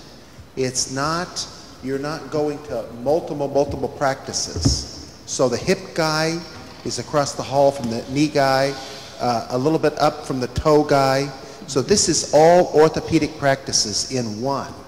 Even your physical therapist is in the building. So instead of having to go from building to building to building, it's all in one. That was a great question.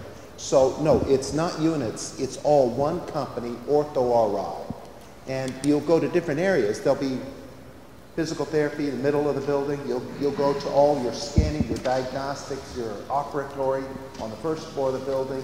It fits in well with our Kent Hospital and helps it to be better too. So it's all under one hat? Yes, sir. Okay. And that answers 3 or 4 of my other questions. So you said the cost of this building is somewhere between 30 and 40 million. So we're looking at $300 to $400 a square foot for brand new construction. Well, you know, we'd like to be a little bit conservative. We'd like to be a little bit conservative, but yes, sir, those are good ranges. So the building on its fit out will be 300 to 400, closer to 4 than the 3. And then, of course, there's all the technology that I'll include in that build out, So the technology is another number way on top of that. On top of that, I actually have an ulterior motive for another time and another day on the cost per square foot of a new building. Is there any tax deferments or exemptions that are going to be given from the city on this? This ordinance does not call for any tax abatements, tax treaty. So far, so good. Mr. Coates, what, and I don't know if you'll be able to answer this question or not, but someone should be, what would be the anticipated tax revenue to the city upon completion?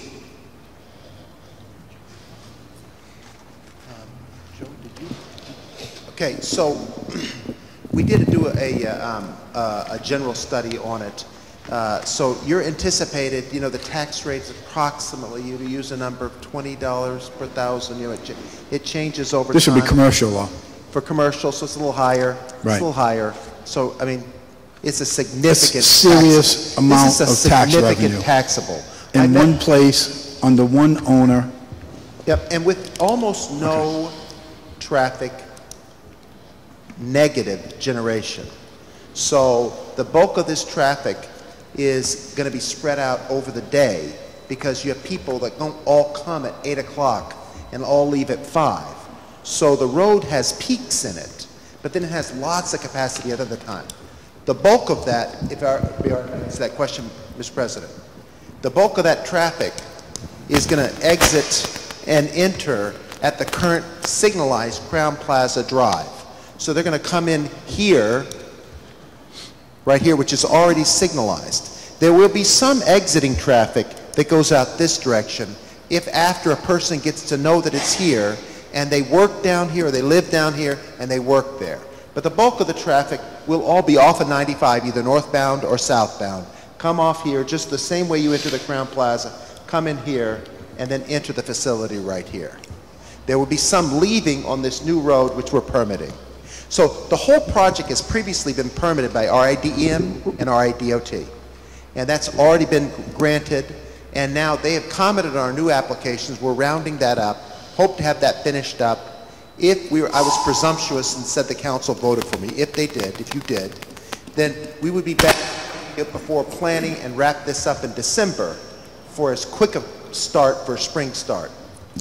And I think your comments on the traffic, actually, I'm wondering if you had like a handle on my notes here. But your comment on the traffic, it's well taken because as the day progresses, you know, the traffic flow is continuous. It's not like in the morning, everybody's rushing in to grab a coffee. Yep. That's a very good point on the traffic flow. This new road here will serve these buildings for exiting people. So it will alleviate some of the right-hand traffic going this way to go back south. But in general, we've had a comprehensive traffic analysis done of this by VHB, working with RIDOT. They've given comments back and forth. A lot of this has been reviewed extensively by planning. And so we're confident, as you can, I'm the gatekeeper for the Crowne Plaza. I don't want anything that would hurt it, right? So we have a mega investment up here. We already have this medical use right here in C.R. Bard. I wouldn't want to do anything that hurts them. I'm more worried than any neighbor on traffic. And so we studied this out in detail, and we are comfortable with the science that tells us it works well. Thank you. I have no more questions, Mr. President. They answered them all very positively. Thank you. Mr. Corley, and then we'll go to Mr. McAllister. Mr. Coates, can you go back to the drawing that when you were just speaking about the egress, the second exit onto Greenwich Avenue? Yes, sir. Is that going to be a one-way road, or is it also going to be able to enter the property? It's two-way. Okay. And so that will help people who don't need to go here and go past. So, but it's going to primarily be only people that are really familiar with the operation, like employees. Otherwise, you wouldn't know you can go in here to necessarily get there. Is that going to be the primary entrance for the people that are utilizing the Little League field in the back? Yes, sir, which is a benefit because they tend to be late for the start of the game or practice, and they don't want to be in trouble, so they take the corner on two wheels. Do you know, you got the picture? Which is a bad mix with office and other Little League parents going through. So yes, this is a clearer shot. And Mr. Coates, is there going to be a traffic signal at that entrance and exit? It currently does not meet a thing called warrants, which is how you get a signal on a state road. You're very familiar with that, as this board votes for them all the time. We don't meet the warrants, but if we ever did the rest of the build out, and then that would be possible. It's spaced out sufficiently that it'll work if it warranted in the future. Okay. Thank you. Mr. McAllister. Thank you. I just want to say that this is, you know, an outstanding project. We talked about some of the highlights. It's going to lead to, you know, up to 200 high-paying jobs. It's going to expand our tax base, and it's also going to lead to more development and jobs. We're going to keep growing and gaining and expanding our tax base. So I'm really excited about this. I also know that you had public meetings. My ward is right across the street here, so I have not heard any negative comments from the constituents in my area when I've talked about this program, this project. And just to talk about quickly on the medical tourism part, in my position, what I work with every day, I work with chambers of commerce and businesses across New England. And this medical tourism is a very hot, new field. And Rhode Island and Warwick especially is going to be the lead in this, because I know of other areas, other parts of New England that wanted to get going on this, and they're not as far along as we are. So this is a real feather in the cap for the city of Warwick, that we are going to be a leader in this medical tourism, and people can come here. As the council president mentioned, we have, you know, the airport, we have the highway is right there. You can take a train, you know, there's all these ways to get there, and everything is done on site, right there, in and out. And I think this is great forward thinking. I think it's going to continue to develop. Hope we get some more high-paying jobs out of this, employing people, and let's keep expanding this tax roll, and that I'm looking forward to supporting this tonight. Thank you. Thank you, Mr. President. Councilman Gallucci. Thank you, Mr. President. As Mr. Coates indicated, back in '78, or really it was 1979, at the Del Bonis Sand Pit, the proposal came forward from the Capianato Corporation to build a hotel. We had probably 1,000 residents in opposition. We, however, and I specifically, looked ahead and looked to try to be progressive and say, look, rather than having a sand pit that doesn't do anything for the city, but rather than having open space on such a great piece of property, let's move forward, which we did. This council did pass with conditions. Back in '79, the hotel didn't physically open till 1987. Since then, it's as far as the development and as far as everything that Mr. Coates has indicated, has been top shelf.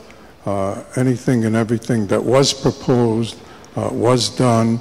In addition, the master plan does show the Little League field, which will remain, as Mr. Coates indicated in the past. Certainly, they are a neighbor, and many people still attend the Little League games. It is continuing to be a tax revenue, tax producing, and a complement to our city. I have to say, and I have to extend here publicly my personal condolences to Mr. Coates, his group, and his family on the passing of Mr. Capinato, and this honorable body did extend our condolences with a resolution that was passed on to Mr. Coates. For the future, and I have to say the future is positive.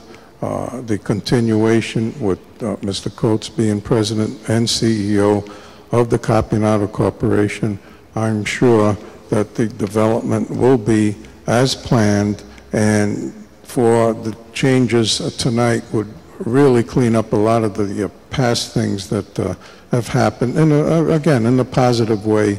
And I think finally we'll see the completion and the beginning of a new era to continue to make the 8th Ward closer to 40% of the tax base. And I want to thank you very much, Mr. Coates, and the people at the Capinato Group. Thank you, Mr. President. Councilwoman Travis. Well, I know I also extend my sympathy, of course, to Mr. Capinato, but I think his vision talks within itself. He's done great projects, beautiful projects, and it's an honor to have it right here in Warwick, and to have the medical field come, and this, like you said, it's going to be coming, it's going to keep adding, and having the hotel there, people that might fly in to have something done can stay at the hotel. It's just growing. I think he was, we all know he was a smart person, but the vision there, it talks for itself, and I definitely am going to support this project. Thank you. Thank you. Any other questions from council members? I'm going to open it up to the public. Are there any people from the public that would like to speak in favor of this project? Any people from the public that would like to speak in favor of this project? Any people from the public that would like to speak in favor of this project? If not, are there any people that would like to speak against this project from the public? Yes, ma'am. You have to, and bear with us because there's a procedure we have to follow. I just have to have you sworn. We just have to have you sworn, and you can give your name. Will you state your name first and last, and spell your last, please? Anita Heiss, H-E-I-S-S. Do you swear to tell the truth, the whole truth, and nothing but the truth in the matters here before us? Yes. Ms. Heiss, you can lower the mic right down to your level, and you can pull it out too. But if you keep close to the mic, we'll be able to hear you. If you move away, okay, we can't. Thank you. Go ahead. I'm not against the project. I'm actually in favor of it. I know Capinato is a very well-known company, and every piece of work they've done is excellent. It's not that I'm against what they're building. I did miss the last public meeting that they had for the local residents. I had gone previously, maybe a year or two ago, to one that they had at the Crowne Plaza, and I was very much in favor. I spoke to Mr. Coates about it. Do you live close to the project? Yes, very close. Okay. And my concern isn't so much with the project and what is being done as it is with the immediate road in that area. Nothing has been added or built yet.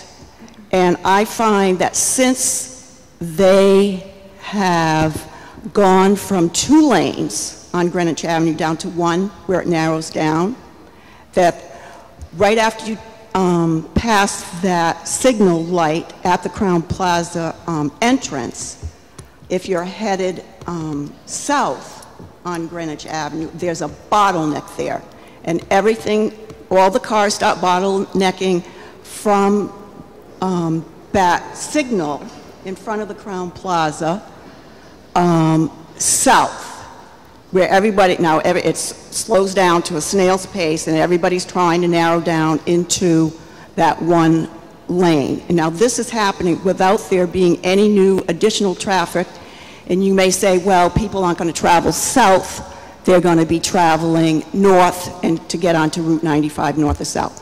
Well, yes, some of the people may be traveling north, but I still feel that a lot of people may be traveling south into Apponaug.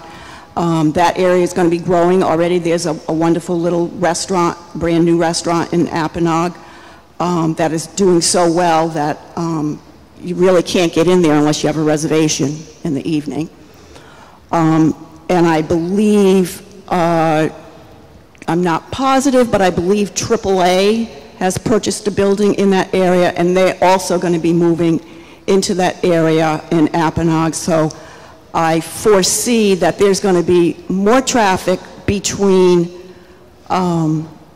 say, Crown Plaza South. And I'm concerned because that road has been narrowed to one lane, and I noticed where, when you begin to get to that roundabout in Apponaug, at certain times of the day, not all times of the day, but at certain times of the day, it's backing up. It does take time to get around those roundabouts because of the traffic there. And sometimes I have been down in that area where, at that roundabout, it was backed up. I'm trying to think of a past where Erickson's used to be. And I've lived on Greenwich Avenue now for 12 and a half years, and I've certainly noticed an increase in traffic and more difficult pulling out onto Greenwich Avenue. So like I said, my main has no concern with Capianato and what their plans are. My concern is more traffic, because I can only foresee more vehicles on the road,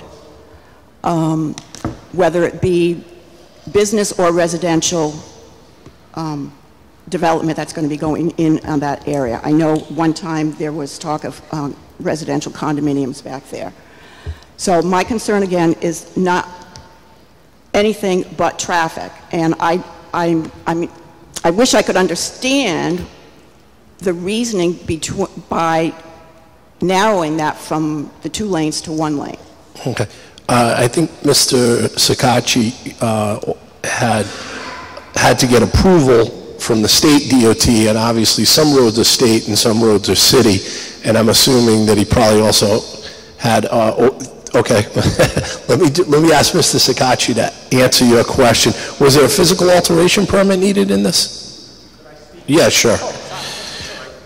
So I want to just answer that, and I want to thank the young lady for the comments she brought. So first of all, so everyone knows, the state on its own, not at our request, my clients decided that to do this, the state felt that it would be safer, there would be no less accidents when cars were turning across the street.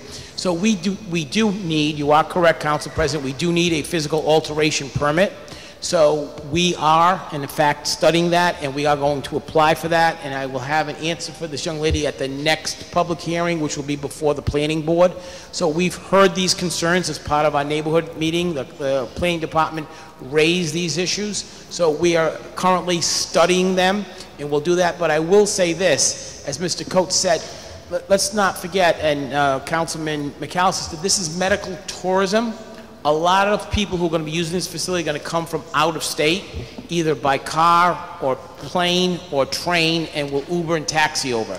So there'll be no need for them as they leave the Crown Plaza complex to go right. The only people who will go right, which I'm one of them if I'm there, are people who live in Lockwood, where I live. So people who already use that road, people who already live there or are going that way for a specific purpose will continue to use the road. So we don't think that this particular project would increase any traffic going out and to the right. However, she raises a valid concern. We are going to study that, and we were going to submit our findings to DOT, and we'll present them at another public hearing. But I will give this young lady my business card, and when I have those results, I won't even wait for the public hearing, I will do that. But I want to point out, as this council knows, traffic along that route is regulated not by us or the city, but it's regulated by the state DOT. So we're going to do an honest, arm's length traffic study, submit those findings to DOT and the city engineer as well, and then we'll have the results of that, and that's what we will have to live by. Okay. Thank you. I hope that answers your question. And just as an aside, Councilman Lattiser, you asked, I did some quick math, just rough numbers, about $900,000 in tax revenue to the city of Warwick upon final completion. Thank you. And that's real estate and tangible, or just? No, that's just the real estate. As I said earlier in my presentation, the tangible taxes, I'll leave that for the assessor and everything else, but this is state-of-the-art medical equipment. I would assume that would be millions. with tangible, it'd be over, but. Yeah, millions of that. Thank you. Yes, Councilman Galucci. Thank you, Mr. President. What I'm going to suggest to my predecessor, Councilman-elect Anthony Sinapi, sitting to my immediate left, is that he docket a resolution to the state to review what they've done. Obviously, they didn't know anything about what was proposed in addition to the Crown Plaza. I certainly didn't like or approve of what they did, but because they're the state, they can do it. Now, everything is changing. So I think it would be appropriate for this council to ask the state to review the Route 5 traffic. Yes, it's going to be, no question, it's going to be heavier than it is now. So that being said, maybe they should look at the other side of Post Road. Whoever dreamt up that, narrowing 4 lanes to 2 is going to help move traffic, I think is there's a lot to be said about that. So let's do another review, and of course I'm going to suggest to Councilman-elect Sinapi that he institute a resolution requesting the state to review the roadway now and narrow to 4 to 2 and go back to the way it was. Thank you very much. Are there any other members of the public that want to be heard against this project? Any members of the public, any other members of the public that want to be heard against this project? Any other members of the public that would like to be heard against this project? If not, could I have a motion from Councilman Galucci to close the public hearing? Move to close the public hearing on PCO 23-18. Seconded by Councilwoman Travis, Councilman McAllister, Councilman Howe, and Councilman Lattisaw. All those in favor? Aye. All those opposed? The public meeting stands closed. If Councilman Galucci could make a motion on this PCO 23-18. As we know, we have amendments, but first I'll move for favorable action on PCO 23-18 for first passage. Okay, seconded by Councilman McAllister, Councilwoman Travis, Councilman Howe, and Councilman Lattisaw. And I believe you have amendments? Yes. Would you like the city council attorney to read those amendments into the record? Then you can move them? He has proposed, Mr. Harrington, do you want to read the appropriate portions? What I'm going to do is move to amend in accordance with Planning Department recommendations and our solicitor's comments. Did you want to read those into the record? Yes, I'll read them into the record. The amendments are on page 1, line 22, delete the word amended and insert the words replaced and superseded. On lines 24 and 25, delete the words and modifications to the above referenced ordinances. On line 30, delete the words and modifications to the above referenced ordinances. On page 2, on line 11, delete the words at the in the beginning of the line, and delete the letter S from the word parcel near the end of the line. On line 21, delete the word planning.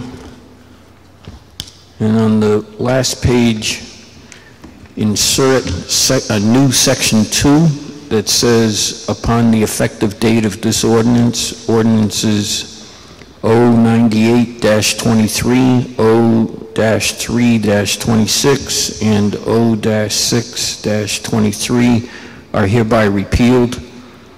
Then the following sections are renumbered on line 16 and 19 to section 3 and section 4.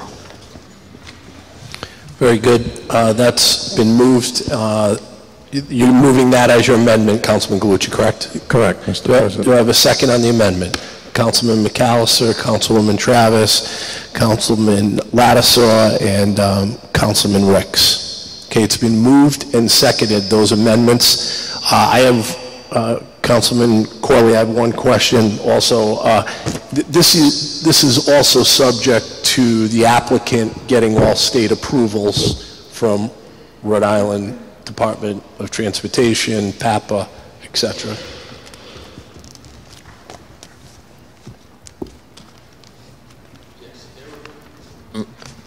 When I met with planning last week, there's a whole set of additional stipulations and approvals that are required. After this process here, they have to go back to the planning board for their preliminary and final approval.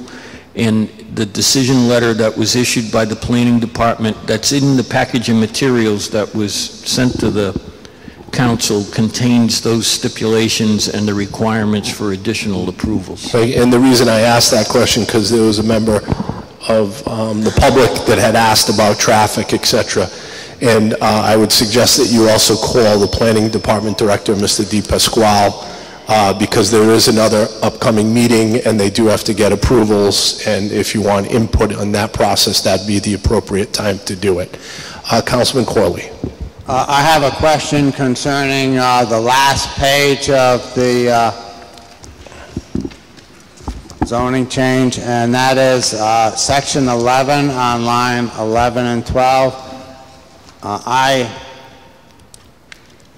It reads, all existing developments on the parcels is in conformance with prior applicable zoning, including 0-98-23, 0-0326, and or 0-06-23.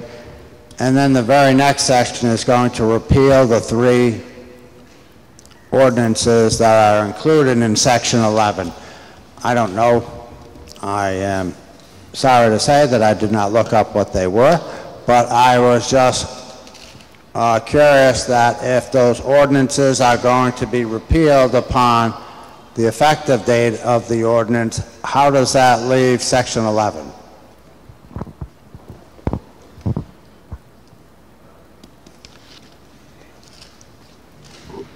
I believe the intent was to,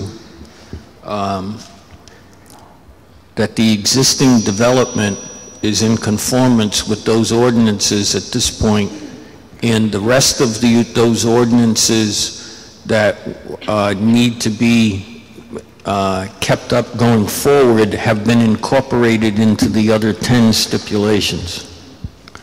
Okay, well, after that is done, would that mean that we would have to go back to this document and amend section 11 since we are deleting the ordinances that are cited in section 11?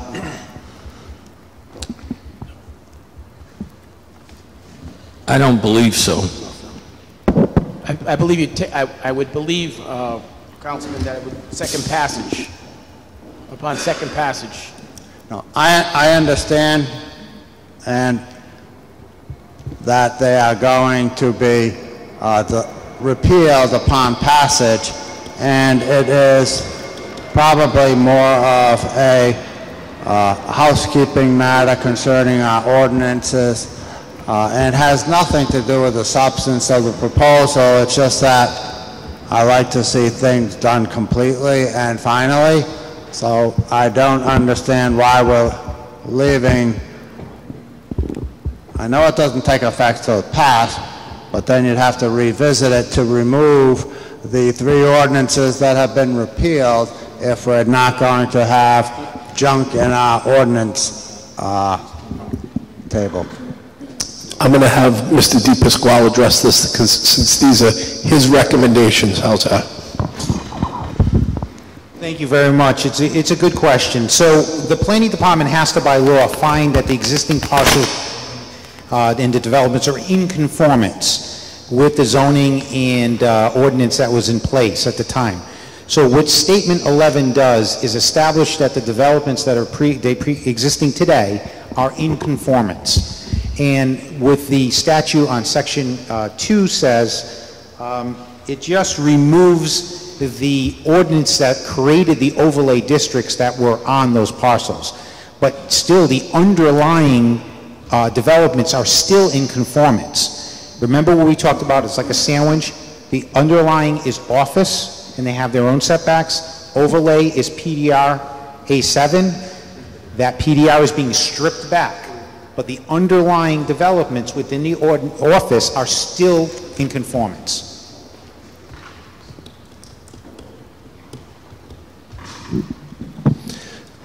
Are there any other questions from council members on the amendment? Any other questions from council members on the amendment? If not, the clerk will call the roll on the amendment. Mr. Marola? Yes. Mr. Corley? Yes. Mr. Galucci? Yes. Mr. Howe? Yes. Mr. Lattiser? Yes. Mr. McAllister? Yes. Mr. Ricks? Yes. And Ms. Travis? Yes. That's 8 yes. The amendment stands passed. If Councilman Galucci could move PCO 2318 as amended. Move for approval of PCO 23-18 as amended, first passage. Seconded by Councilman McAllister, Councilwoman Travis, Councilman Lattiser, Councilman Howe, Councilman Ricks, and Councilman Corley. Any questions on PCO 2318 from the council as amended? If not, the clerk will call the roll. Mr. Marola? Yes. Mr. Corley? Yes. Mr. Galucci? Yes. Mr. Howe? Yes. Mr. Lattiser? Yes. Mr. McAllister? Yes. Mr. Ricks? Yes. Ms. Travis? Yes. That's 8 yes. PCO 2318 stands passed, first passage. We'll go Thank you, back. Mr. Council President. Thank you. Success has many fathers. Thank you. Good luck. We are going to go to now on the agenda executive communications, and there are none. And then any general communications from council members? Yes, Councilman McAllister.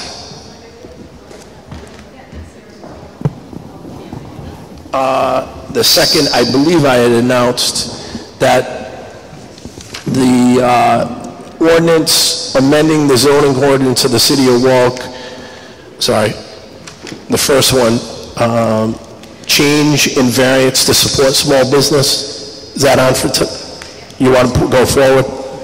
Okay, why don't we take that out of order since the stenographer's here? I thought that was being continued, my fault. Do I have a recommendation for, on PCO 2717, change in variance to support small business report ordinance? Thank you, Mr. President. Is there a recommendation from ordinance? Recommendation to move to the floor for public hearing. Okay, do I have a second? Councilman Howe. Councilman Galucci, Councilman Lattiser. Okay, it's been moved and second. All those in favor of the public hearing? Aye. All those opposed? Okay, it's now open for public hearing. Go ahead, Councilman Howe. Thank you, Mr. President. I'll give you the elevator on this one. Basically, back in February 2017, it was I got a phone call from a small business owner that's here now, interested in being 100% legal of running a small business out of his home. Upon looking at the ordinances, we realized that there were some changes that could be made to modernize it, moving our business ordinance into the 21st century. Considering that a majority of small businesses that become successful start at home, after 2 years of working with the planning department, having very productive and cooperative discussion, it was unanimously approved by the planning board, and we move here today for your for this council's approval. Thank you. Is there anybody here to speak in favor of this petition? Any members of the public? Any members of the public here to speak in favor of this petition?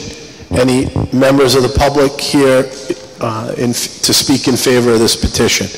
If not, are there any members of the public here to speak against this petition? Any members here to speak against? Any members here to speak against? If not, could I have a motion to close the public hearing, Councilman Howe? Motion to close public hearing. Seconded by Councilman Lattiser, Councilman Galucci, Councilman McAllister. All those in favor of closing the public meeting? Aye. Aye. Those opposed? Public meeting is closed. If you could move that. Move for favorable action on PCO 2717. Seconded by Councilman Galucci, Councilman Lattisaw. Any further discussion on this? Any further discussion of council members? Councilman Lattisaw. Yes, thank you, Mr. President. I would request from the sponsor if I could sign it as a co-sponsor. I'd be honored. Thank you, Councilman Lattiser. Thank you. And for the record, Councilman Lattiser was one of the strong advisors, being a business owner, in getting this done, and I want to thank the councilman and the chairman for that. Thank you, Mr. President. Very good. Any other council members? And Councilman Lattiser will be added, the clerk's office will add him as a co-sponsor. Any other comments on this? Any other comments? If not, the clerk will call the roll. A yes is for favorable action. First passage. Mr. Marola? Yes. Mr. Qualley? Yes. Mr. Galucci? Yes. Mr. Howe? Yes. Mr. Lattiser? Yes. Mr. McAllister? Yes. Mr. Ricks? Yes. Ms. Travis? Yes. 8 yes. PCO 2717 stands pass first passage. We'll go to general communications. Go ahead, Councilman McAllister. Thank you very much. I just wanted to share some more good news regarding the Buttonwoods Community Center. Our company that is donating a lot of the labor and materials has dropped off the equipment at Buttonwoods. It's on the roof now. In a week from Thursday, they will be fixing the roof at Buttonwoods. So we are making major progress. Again, I want to thank Mayor Solomon and Councilman Lattiser, who found this company. Again, I would love to promote him and thank him personally, but at this time, he just wants to do the work for the community, and you got to love that. So I'm very excited, and we are making progress. I just wanted to keep everybody informed. Thank you. It's not often you find a general contractor that's willing to do the work for free, and it's tremendous that we'll be able to have that building back as a usable asset for the city. Any other general communications? If not, we'll move on to our quarterly reports. Janine Burke from the Warwick Sewer Authority.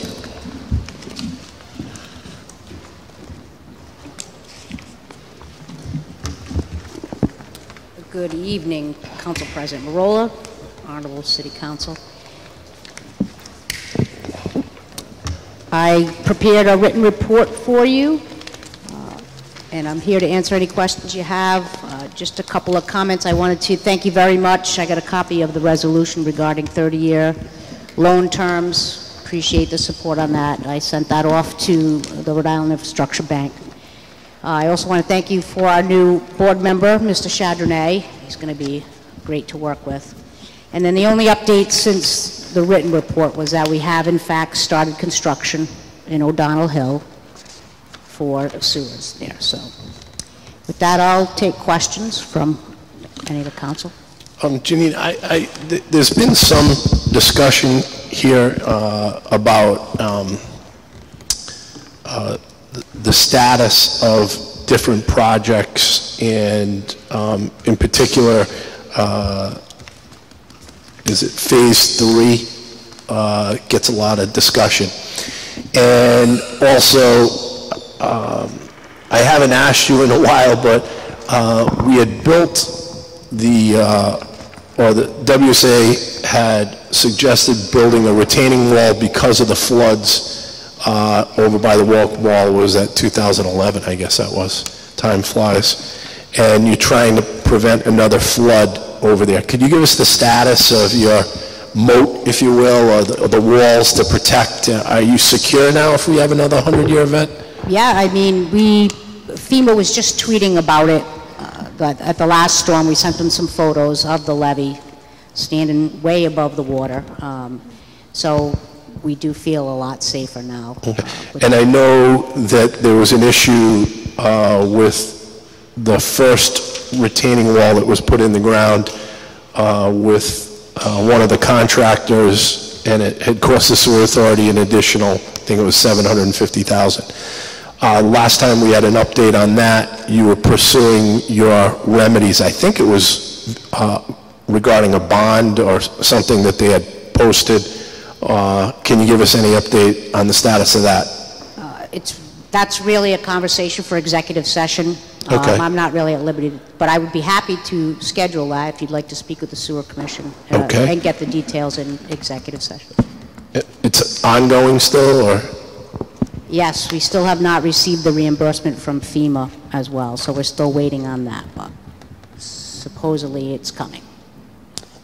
And could you briefly touched on our resolution, because it came to our attention that the loans that WSA were going to give to residents were only for a 20-year term, when it seemed pretty clear that the intent should have been 30 years. And could you explain how that happened and how it was corrected? And I'm glad to see that you had listened to the resolution, but we were concerned in the first place that there had been 20 years. Thank you. So, certainly. So that decision is up to the Rhode Island Infrastructure Bank, and we have been requesting a 30-year loan or extended term loan since 2014. And I'd have to defer to them. It has to do with how they structure their financing to cover all the projects that are on their plate for this across the state, and how they finance the cash flow to keep that loan system, the revolving loan system going. I am not aware of anyone that's gotten a 30-year loan yet. They're still talking about it, figuring out what they need to do to restructure how they finance different projects in order to allow a 30-year loan. But I did forward that to Jeff Deal, the CEO of the Rhode Island Infrastructure Bank. I know Senator McCaffrey's also spoken with him about it. I'm hoping that the resolution that you guys, again, thank you, maybe that this will be the year, hopefully, but it's really not under anything that we can control. And Janine, just so you know, I'm going to draft a letter to your attention, and when you come quarterly, just to address a few more issues that members of the public in particular had been asking about, as far as updates in the report that weren't included, rather than to waste your time here. I think it'd probably be more efficient if I just submitted it in a letter format, and then at the next hearing, you might be able to address those issues, because they have to do with statutes and some other things. I also reviewed the original call for these reports, and it asked for, which I haven't been including, is connections per quarter and things. I'll get back to the original purpose, and if you could give me additional topics to cover in my written report, I'd appreciate that. Okay. Is there any other questions from council members? Councilman Howe. Thank you, Mr. President. Very quickly, Janine, at the end of Cedar Swamp, I see that the construction pretty much is done. I also see, so can I ask you, do you feel that that'll handle the odor, the horrific odor smell that we've been enduring for the last month from that construction being done, or is there any time that we can expect any further construction or updates on that? We are getting quotes from our 3 on-call contractors. We're going to do the paving and looming ASAP, and then there's some other upstream work that we'll do after the fact. But I'm not aware of any odors related to the construction, and that's concerning me. I don't think it was related to the construction, it was related to the collapse, and it just permeated throughout the area. Yes. That's what I'm speaking of, yeah. Oh, yeah, absolutely. So that whole issue, everything is done? It's, because I have been, quite a few people come up to me, that was pretty unbearable for a while. Yes, it was, and we did send thank you letters to some of the folks that live in that area. They put up with quite a bit there. But that's exactly why we want to go back upstream and fix the rest of the pipes while we're there. But, you know, odor, that hydrogen sulfide smell is inherent in the wastewater, but if you smell it, we need to know about it, because it means either corrosion. That's typically what we're seeing. So, and we all know that's been a chronic issue in that area. Yes. I think we had a pretty good summer. As far as the ambient odors, but then apparently it concentrated in the pipe. And so right now you're saying it's just the cleanup area, and so all that, where all the construction was, that's now going to be repaved, redone, beautified, if you will? Yes. All right, thank you. Councilman Corley. Janine, we spoke earlier today for about an hour concerning the WSA enabling legislation, the 30-year loans, and the issues relating with the infrastructure bank. And I appreciate the information that you sent to me. I think there is a problem because I believe the rules and regulations that the city has adopted at Rule 9.2.3, these rules were just adopted this spring and signed by former Mayor Avedisian.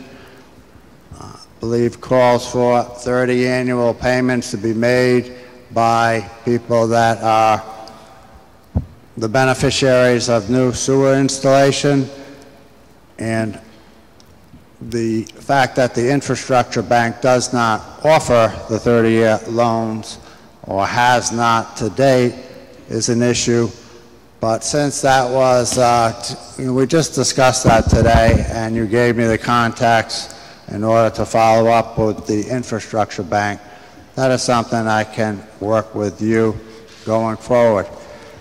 However, there is a second issue that I have, and that is the interest that you charge to the homeowners of the 1.25% above whatever the rate is that is charged by the infrastructure bank.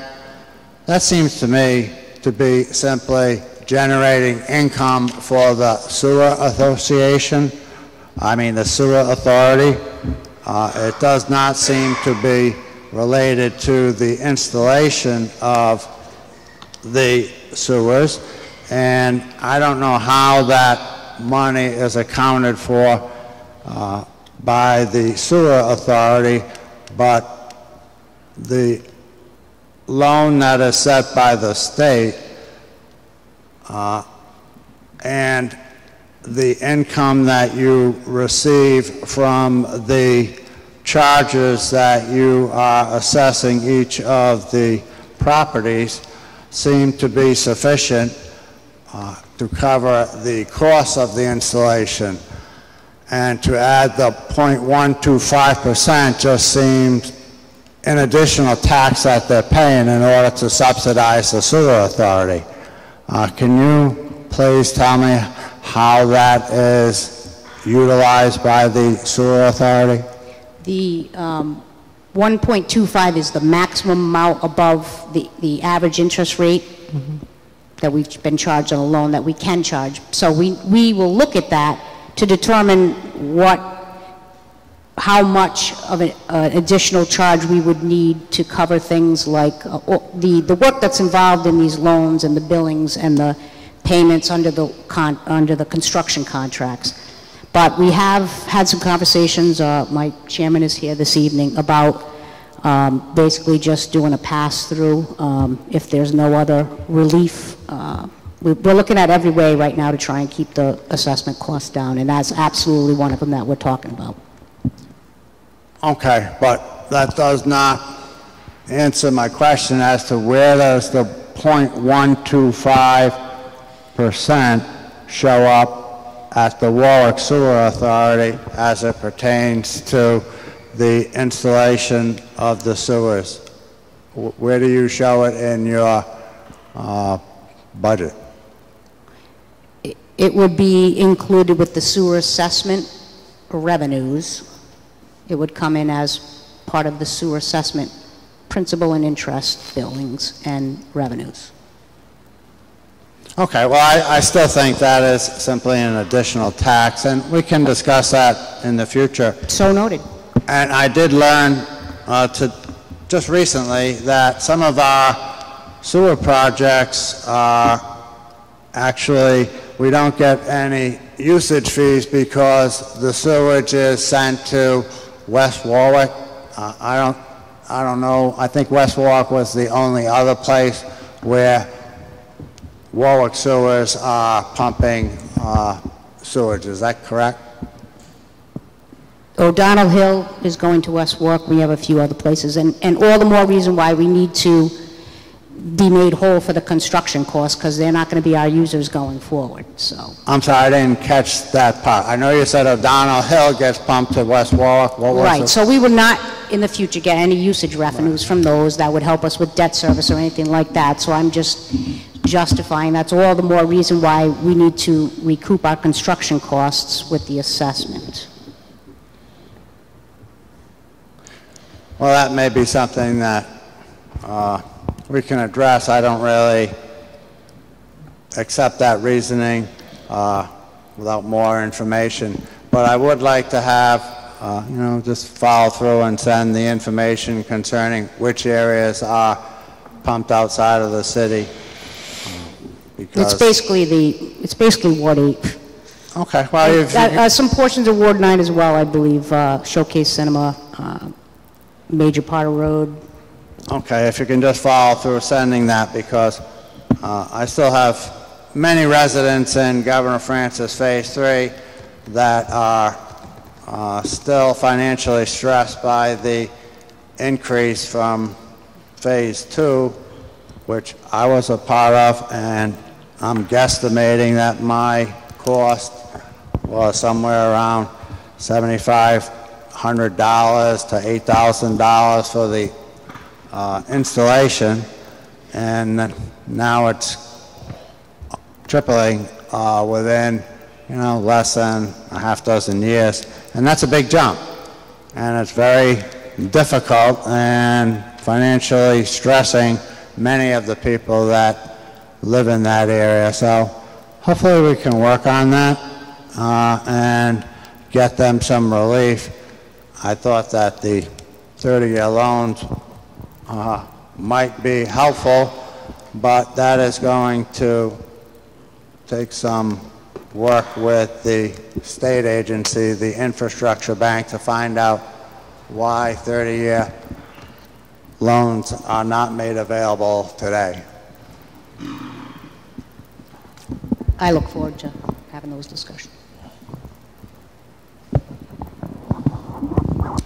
Janine, there are some properties that are connected illegally to the sewer system. You don't get user fees or rates from, correct? Yes, there's probably some we don't know about. We're finding that out now with the introduction of our sewer connection incentive program, and we have folks calling us saying they're connected and we had no record, no permit, no anything. So do you have any idea what the loss of revenue is for people that are legally connected? And right now there's about 20 of these properties, residential properties, that we've come across. So they never paid an assessment and they never paid usage fees? They may have paid an assessment, but no, they're not on the books for usage. That's what we're focused on right now. And when you say the incentive program, could you talk about that? Certainly. The board, the finance committee, developed a program to incentivize. Actually, we were required by enabling legislation to come up with a program to incentivize people to connect to the sewer system. So this is a 1-year free sewer usage if you connect by the end of the year. So when we initially sent out those letters, we got quite a few phone calls from people saying, I'm confused, I'm connected. And sure enough, they were, but they weren't on our billing rules. So typically, our normal procedure is if we find someone that is connected that we didn't know about for whatever reason, I don't want to say it was done, criminally or anything like that. We might have lost the permit. I don't want to speculate, but when we find those folks, we usually go back and bill them back 3 years, or for as long as they've had the property. And then the sewer authority, as we started working with this program, came up with an amnesty program. So if they come forward and tell on themselves, we won't go back 3 years. We're just going to bill them going forward. And we've had, again, another 10 come forward as a result of that. So it's been a good exercise to go through to try and ferret out some of those folks that we thought were not connected, but in fact are connected and should be paying sewer usage. So you folks developed an amnesty program. Yes, the finance committee. In essence,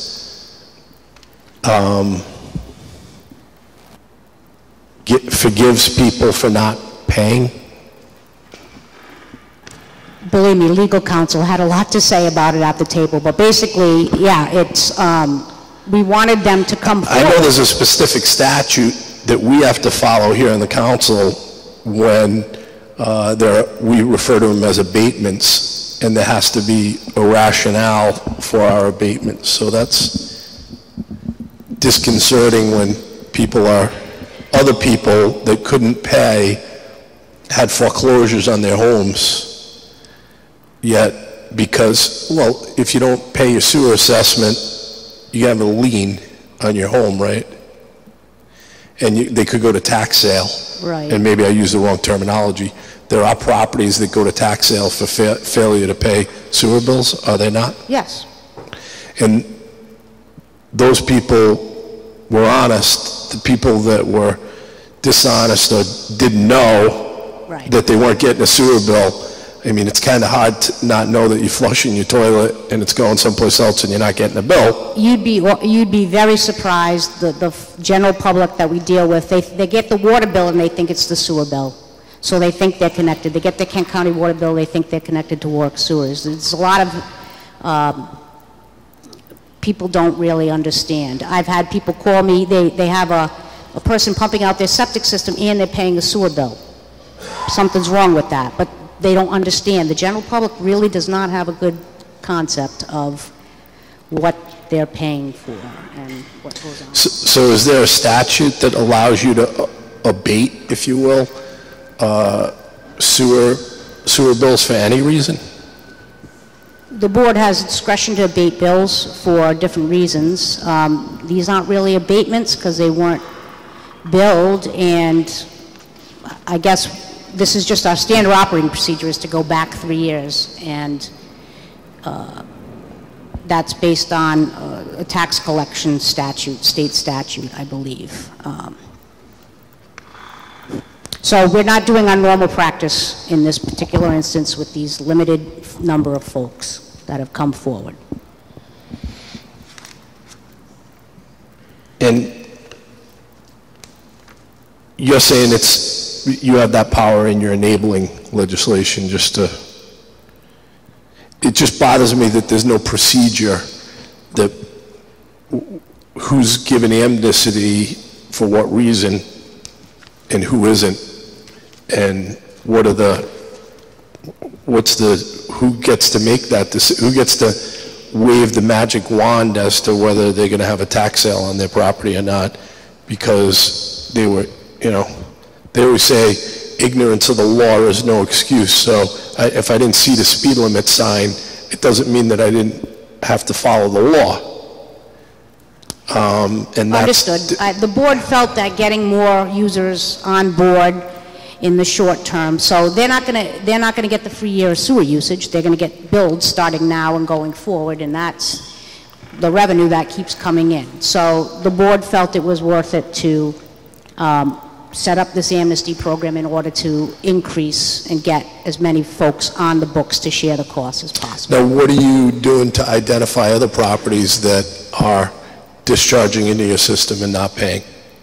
So we have this program in place till the end of the year, and as of January 1st, we do have a program with smoke testing and dye testing that we are fully prepared to implement to find the folks who did not tell us they're connected.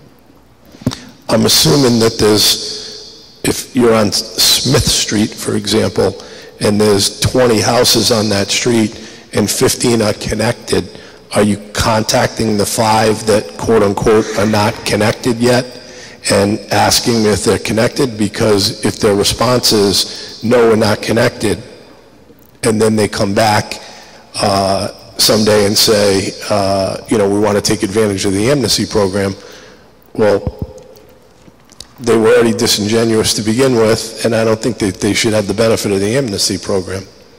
And I'm just wondering if you send out letters to those households, if that's one way to figure that out. And then I would assume that you check your pipes every once in a while. So for example, I've had projects that I've been involved with where there might be a problem with a pipe, and they have these, I think they refer to them as a mouse, that's a camera that swims upstream or can go wherever. can't you figure out if properties are discharging using something like that to... That's absolutely one of the tools. Unfortunately, we right now are focused on cammering for potential infrastructure failures. That's where our main focus is. And just getting back to the 1,600 or so folks that, according to our records, are not connected. We've done 2 mailings, and I'd be happy to share the board resolution and the policy that sets an end date on this amnesty program for the end of the year. I'll be happy to mail that to you, along with the 2 letters that we've sent these folks.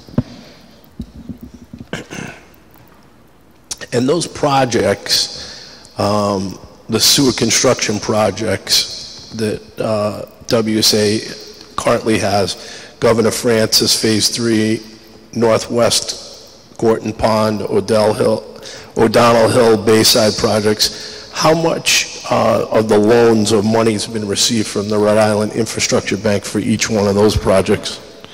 That's in the written report. Okay. That was at your request. I started to include a table with the progress of each and the amount spent. And to date, I want to say it was 21 million of the 53 million. Was that the original amount between the plant and the treatment facility that we have spent so far? Probably on the last page in the written report. Okay. All right, as I said, I'll probably have some more questions for you. Councilman Coyley has a question, then I'll go to Councilman Lattiser. Councilman Coyley. Janine, you said, I understand that the sewer authority has the discretion over waivers and, not waivers, deferrals. But you said that the, what you called waivers for people that were hooked up and not paying their bills, I have tried going through the rules and the enabling legislation. I know number 9, section 9 is where it deals with the charging for these items. And are you saying that the discretion for the sewer authority to waive fees for people that have been not paying and have been hooked up is contained within the enabling legislation or the rules? Yes, it speaks to it somewhere. I can't point to the exact thing, but it gives the sewer authority, with the advice and consent of the mayor, discretion to defer, abate, adjust bills, assessments and usage bills. Okay, can you send me that specific part of the enabling legislation and which rule it is covered by, because it has not been, I have not discovered it yet in my research. Thank you.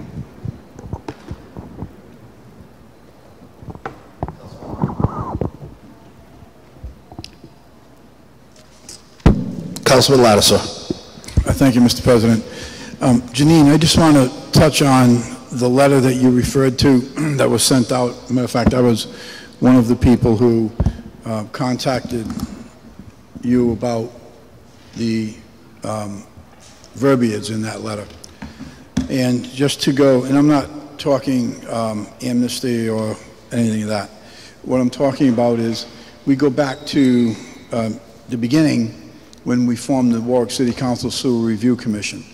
And we go to the very first meeting that we had, and I had laid out the rule that we no longer, from that moment forward, and you know what I'm going to say, have to speak to the folks who are connected to sewers as ratepayers. We said we're going to call them customers, because that's what they are. And the sewer authority, in fact, while it may be an autonomous body unto its own, it's still a business. At least that's the way I look at it. And in business, we come up with incentives and we show respect to customers. because if we don't, the competition is going to eat us up.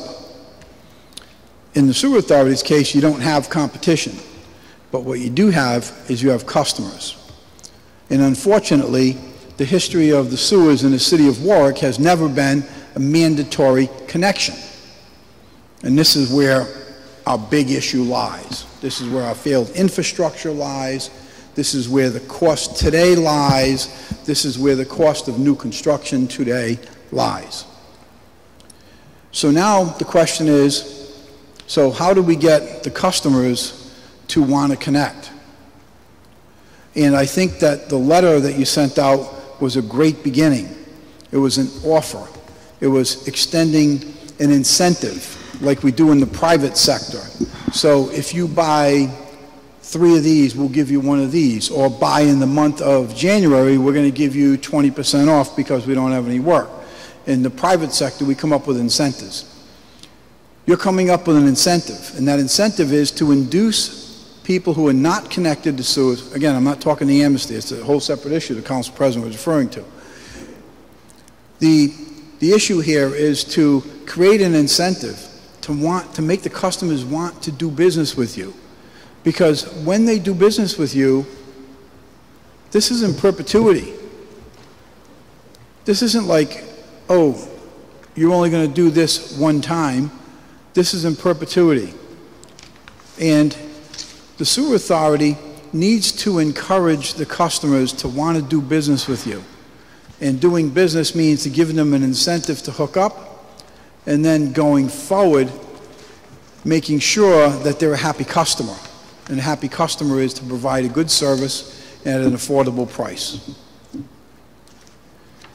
That was the beginning of your letter. My objection was the rest of the letter, as I made pretty clear.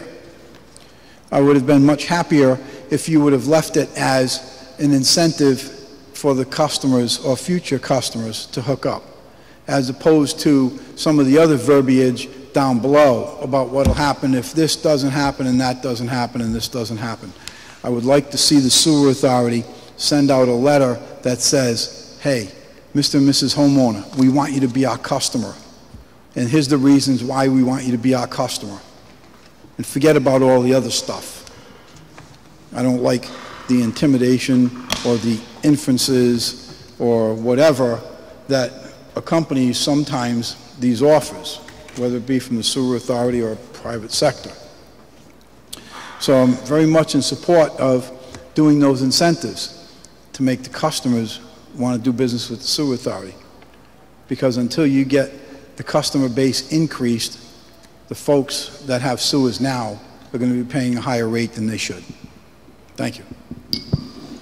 Thank you. And just as I said to you before, Jeanine, I'll be submitting some questions to you, but at some point in time, I believe there's a cost-benefit analysis. I think Councilman Corley spoke about it, a 3-fold increase to residents. And I hope, as the sewer authority had done in the past in my area with the ledge and the hills in Cohasset, the cost-benefit analysis did not work. The cost-benefit analysis in Potawatomi did not work. And what I'm getting concerned about is that if it's not feasible to hit homeowners with a $25,000 assessment plus user fees, I don't want that to, become such a burden on people that they choose to move out of the city or they lose their home, because that's not something that was ever in the equation when they purchased a house. So I'd like the sewer authority to seriously consider those costs before taking on new projects. Are there any other questions from council members? If not, we'll move on to acceptance of minutes from council meeting held on September 17th, 2018. Is there any questions on that? Motion to accept. Motion to accept, seconded by Councilman McAllister, Councilman Howe. Any discussion? If not, all those in favor? Aye. All those opposed? The minutes of September 17th, 2018 stand passed. The minutes of October 1st, 2018, if I could have a motion. Motion for favorable action by Councilman Lattisaw, seconded by Councilman Howe and Councilman McAllister. Any discussion on the motion, acceptance of minutes on October 1st? If not, all those in favor? Aye. All those opposed? The minutes stand passed.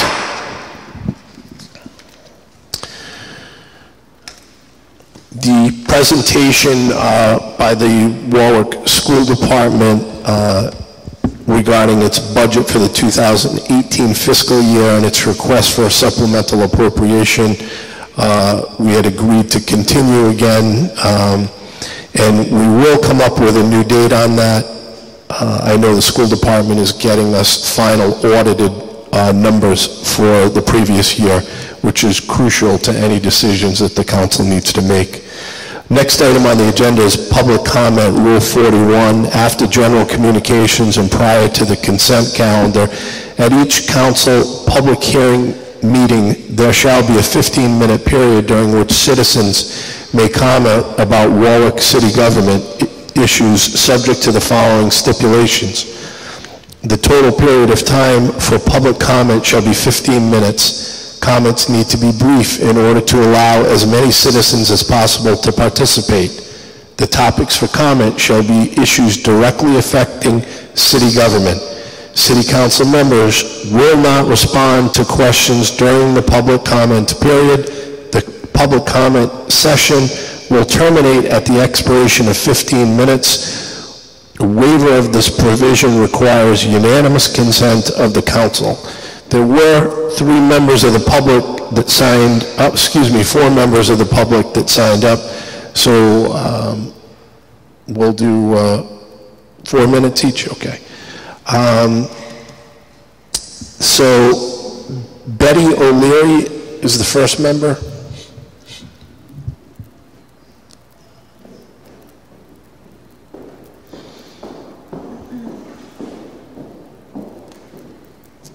Thank you, Council President and Council members. I am Betty O'Leary. I am a custodian for the Warwick School Department. I just wanted to let you know I'm very concerned about what's happening, as well as you are, I'm sure. I would like to say, quite a few years ago, I had a conversation with the previous mayor, Abadijan. He asked me what I thought of the superintendent. And I told him he's a new face, but I had a lot of hope. Hope I haven't had in a very long time. And he looked at me, questioning me, and I said, my hope goes to this: break down the wall. Break down the wall between city government and school department. My paycheck says the city of Warwick, which I proudly serve every single day. Do I agree with all the decisions the superintendent has made? Pardon me for saying this, hell no. We lost 15 custodians, clerks, and many years ago, we were the only union in this city to have 5 years of no raises to help settle this budget issues we were having at the time. We've paid a steep price for this. I implore you to listen. I congratulate you for meeting these random meetings with the school committee and yourselves. A recent parent at my school came up to me. I found out she was moving. And I asked her why. She said, for many reasons. Many reasons.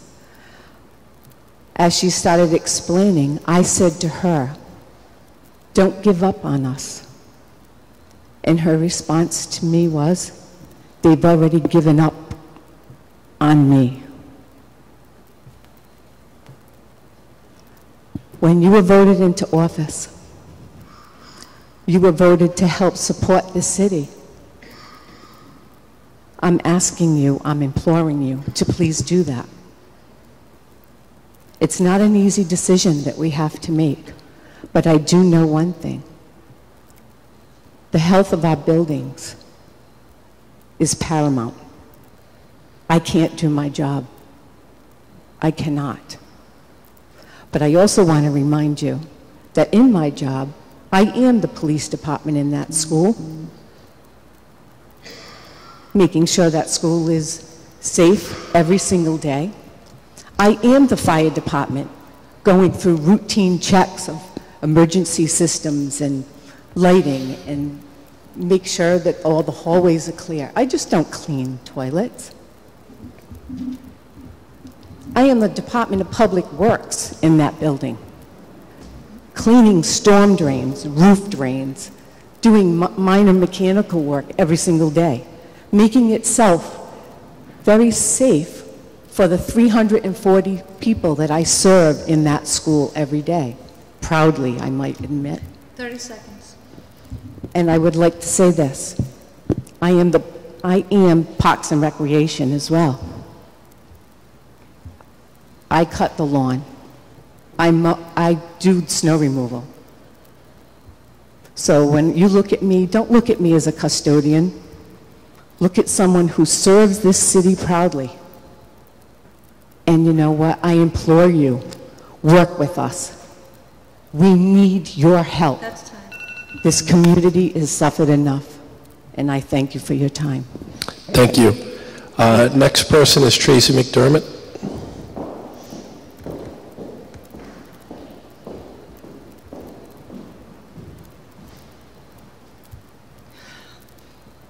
Hi, I'm just going to follow up, what Betty talked about. It is the middle of October. We have been now for a month and a half without a custodian at half of our buildings every other night. We have piles of garbage.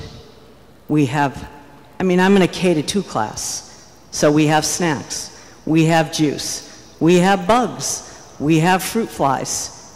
We're talking about 25 individuals that were cut from WISE that service students every single day. We have 10 clerks, half of whom work directly with students every single day.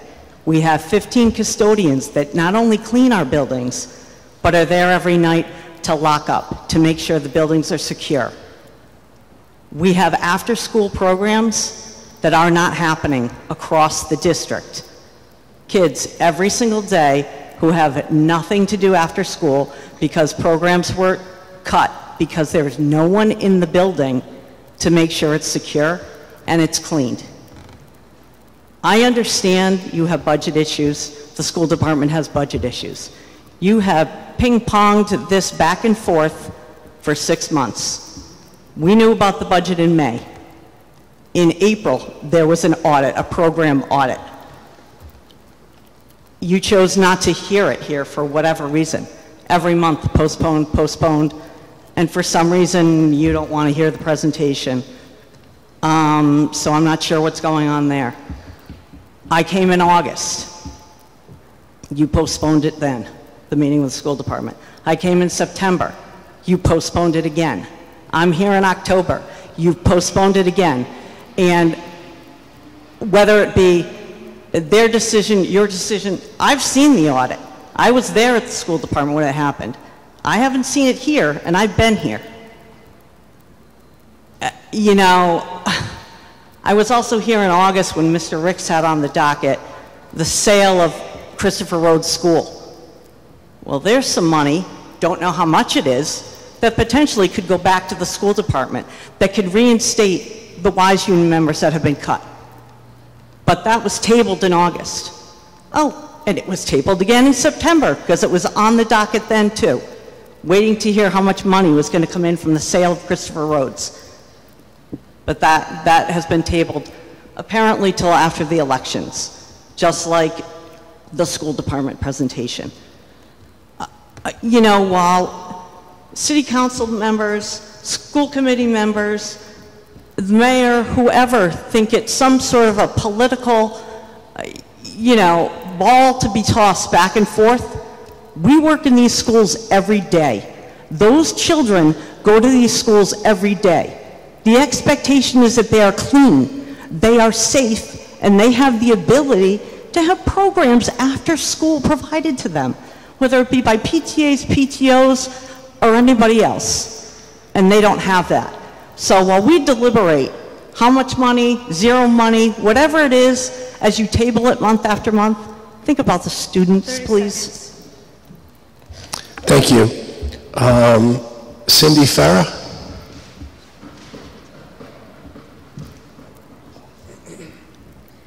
Good evening. Thank you for your time.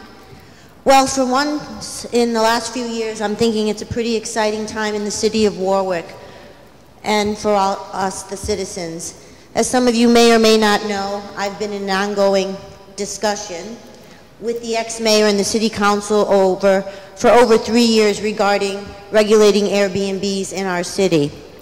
My councilman, Ed Lattiser, has been wonderful throughout the process, always answering my calls and following through with any request I might have. When the previous administration that I met with just gave me, first they singled me out and gave me just pushback.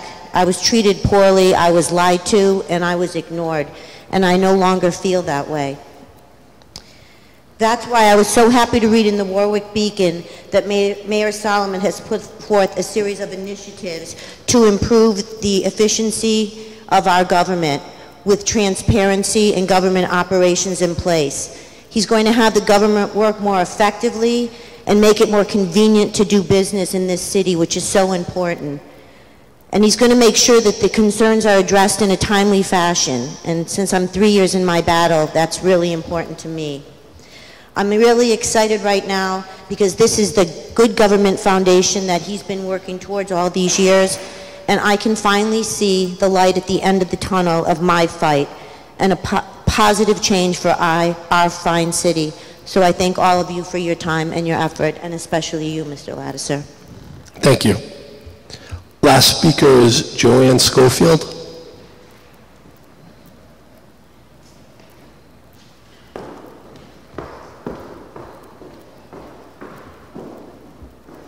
Good evening, Joanne Schofield, Mentor, Rhode Island.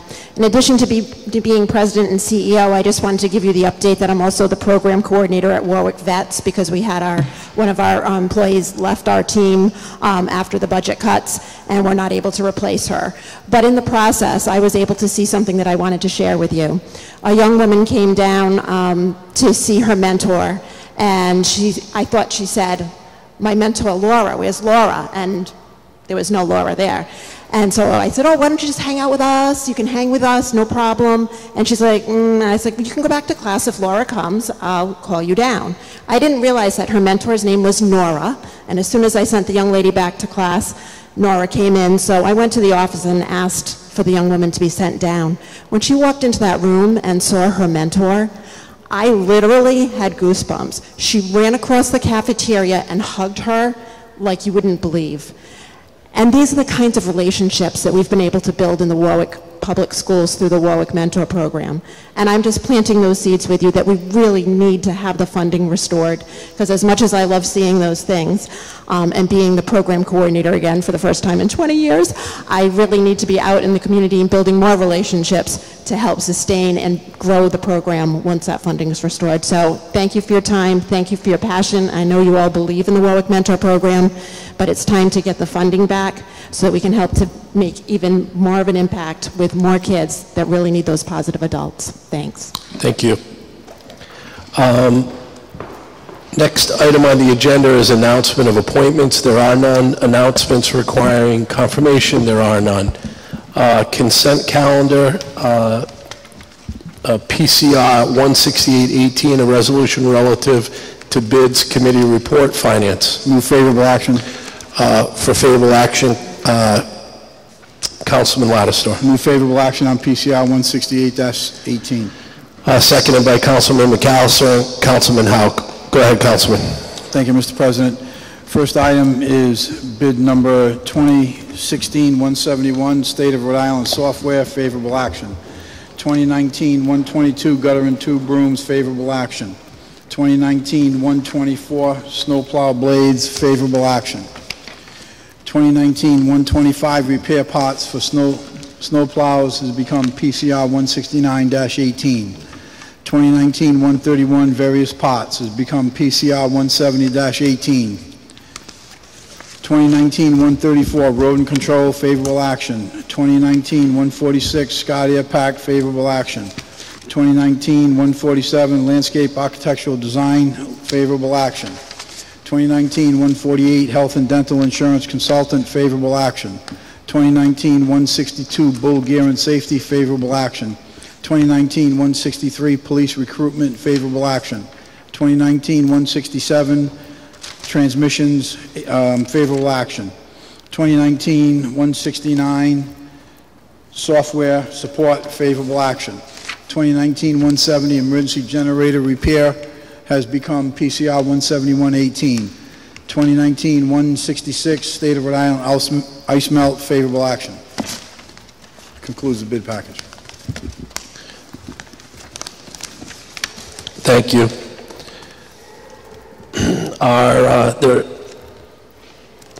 That's the consent calendar in total. Are there any questions on the resolutions relative to bids on the consent calendar? I know we spent quite amount of time in subcommittee. Any questions? If not, the clerk will call the roll. Mr. Marola? Yes. Mr. Qualley? Yes. Mr. Galucci? Yes. Mr. Howe? Yes. Mr. Lattiser? Yes. Mr. McAllister? Yes. Mr. Ricks? Yes. Ms. Travis? Yes. 8 yes. PCR 168-18 stands passed. And in our haste, I forgot to welcome future councilman, because we haven't had the election yet, Councilman Sinapi. And he's here in the chamber with us, sitting in my old council seat, trying to get up to speed on items that will be coming up in the future, and I welcome him to the chamber. There were a few bids that were held, I believe, Councilman.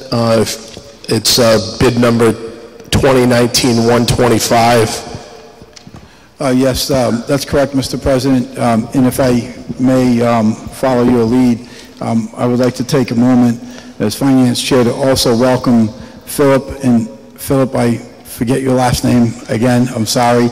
But Philip is our new MIS Director here in the City of Warwick, and welcome aboard. I had an opportunity to speak with you the other day, and I'm pretty excited about moving forward. So, welcome. Thank you, Mr. President. PCR 169-18 held to November 4th. I'm sorry, 14th. So bid number 2019-125 is now PCR 169-18, and the recommendation is to hold till November 14th? Correct. Hold till November 14th. Bid number 2019-131? Is now PCR 170-18, hold till November 14th. Held till November 14th. And bid number 2019-170? PCR was now become PCR 171-18. It was a motion to withdraw at the request of the department heads. And I'd like to add to this, Mr. President, too, for the folks that weren't here. That was a direct result of two of our departments working together simultaneously on this particular item. So it's great to see that type of collaborative being built, and it's something that certainly is resonating throughout our departments. So the recommendation from Finance is to withdraw. If you could make that motion, Councilman. Motion to withdraw PCR 171-18 at the request of the sponsor. Seconded by Councilman Howe. Councilman McAllister. Any questions on the motion to withdraw? If not, the clerk will call the roll. To withdraw. Yes is to withdraw.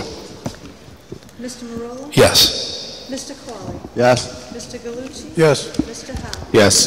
Mr. Lattiser? Yes. Mr. McAllister? Yes. Mr. Ricks? Yes. Ms. Travis? Yes. PCR 17118 stands passed to withdraw. On referred business, items 1 and 2 we've already addressed, so we'll go to unfinished business. Number 1, PCO 3-18, Rocky Point ordinance to protect the rights of private property owners. That's first passage. It's not drafted. Committee report, health, education, and welfare. Hold till January 9th. Hold till January 9th. Next item on the agenda is PCR 16-18, tree damage. And that's not drafted. Committee report, public safety. Being held to December 3rd. Held till December 3rd. Next item on the agenda is PCR 1418, bid number 2018-243, medical evaluations for Warwick Fire Department. Committee report, finance. Hold January 9th. Held till January 9th.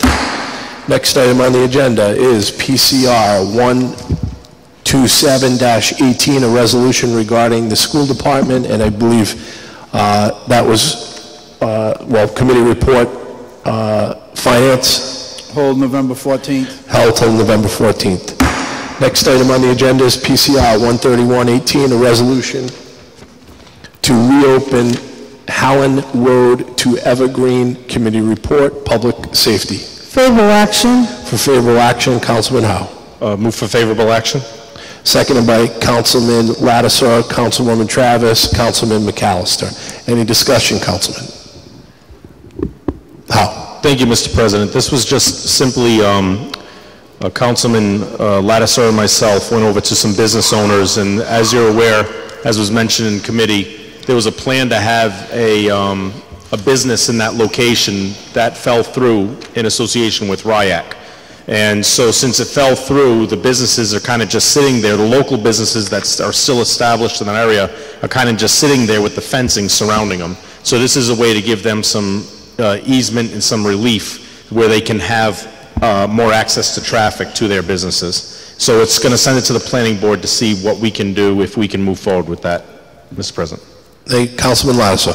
Yes, thank you, Mr. President. Also, Councilman, I would like to be added as a co-sponsor on this.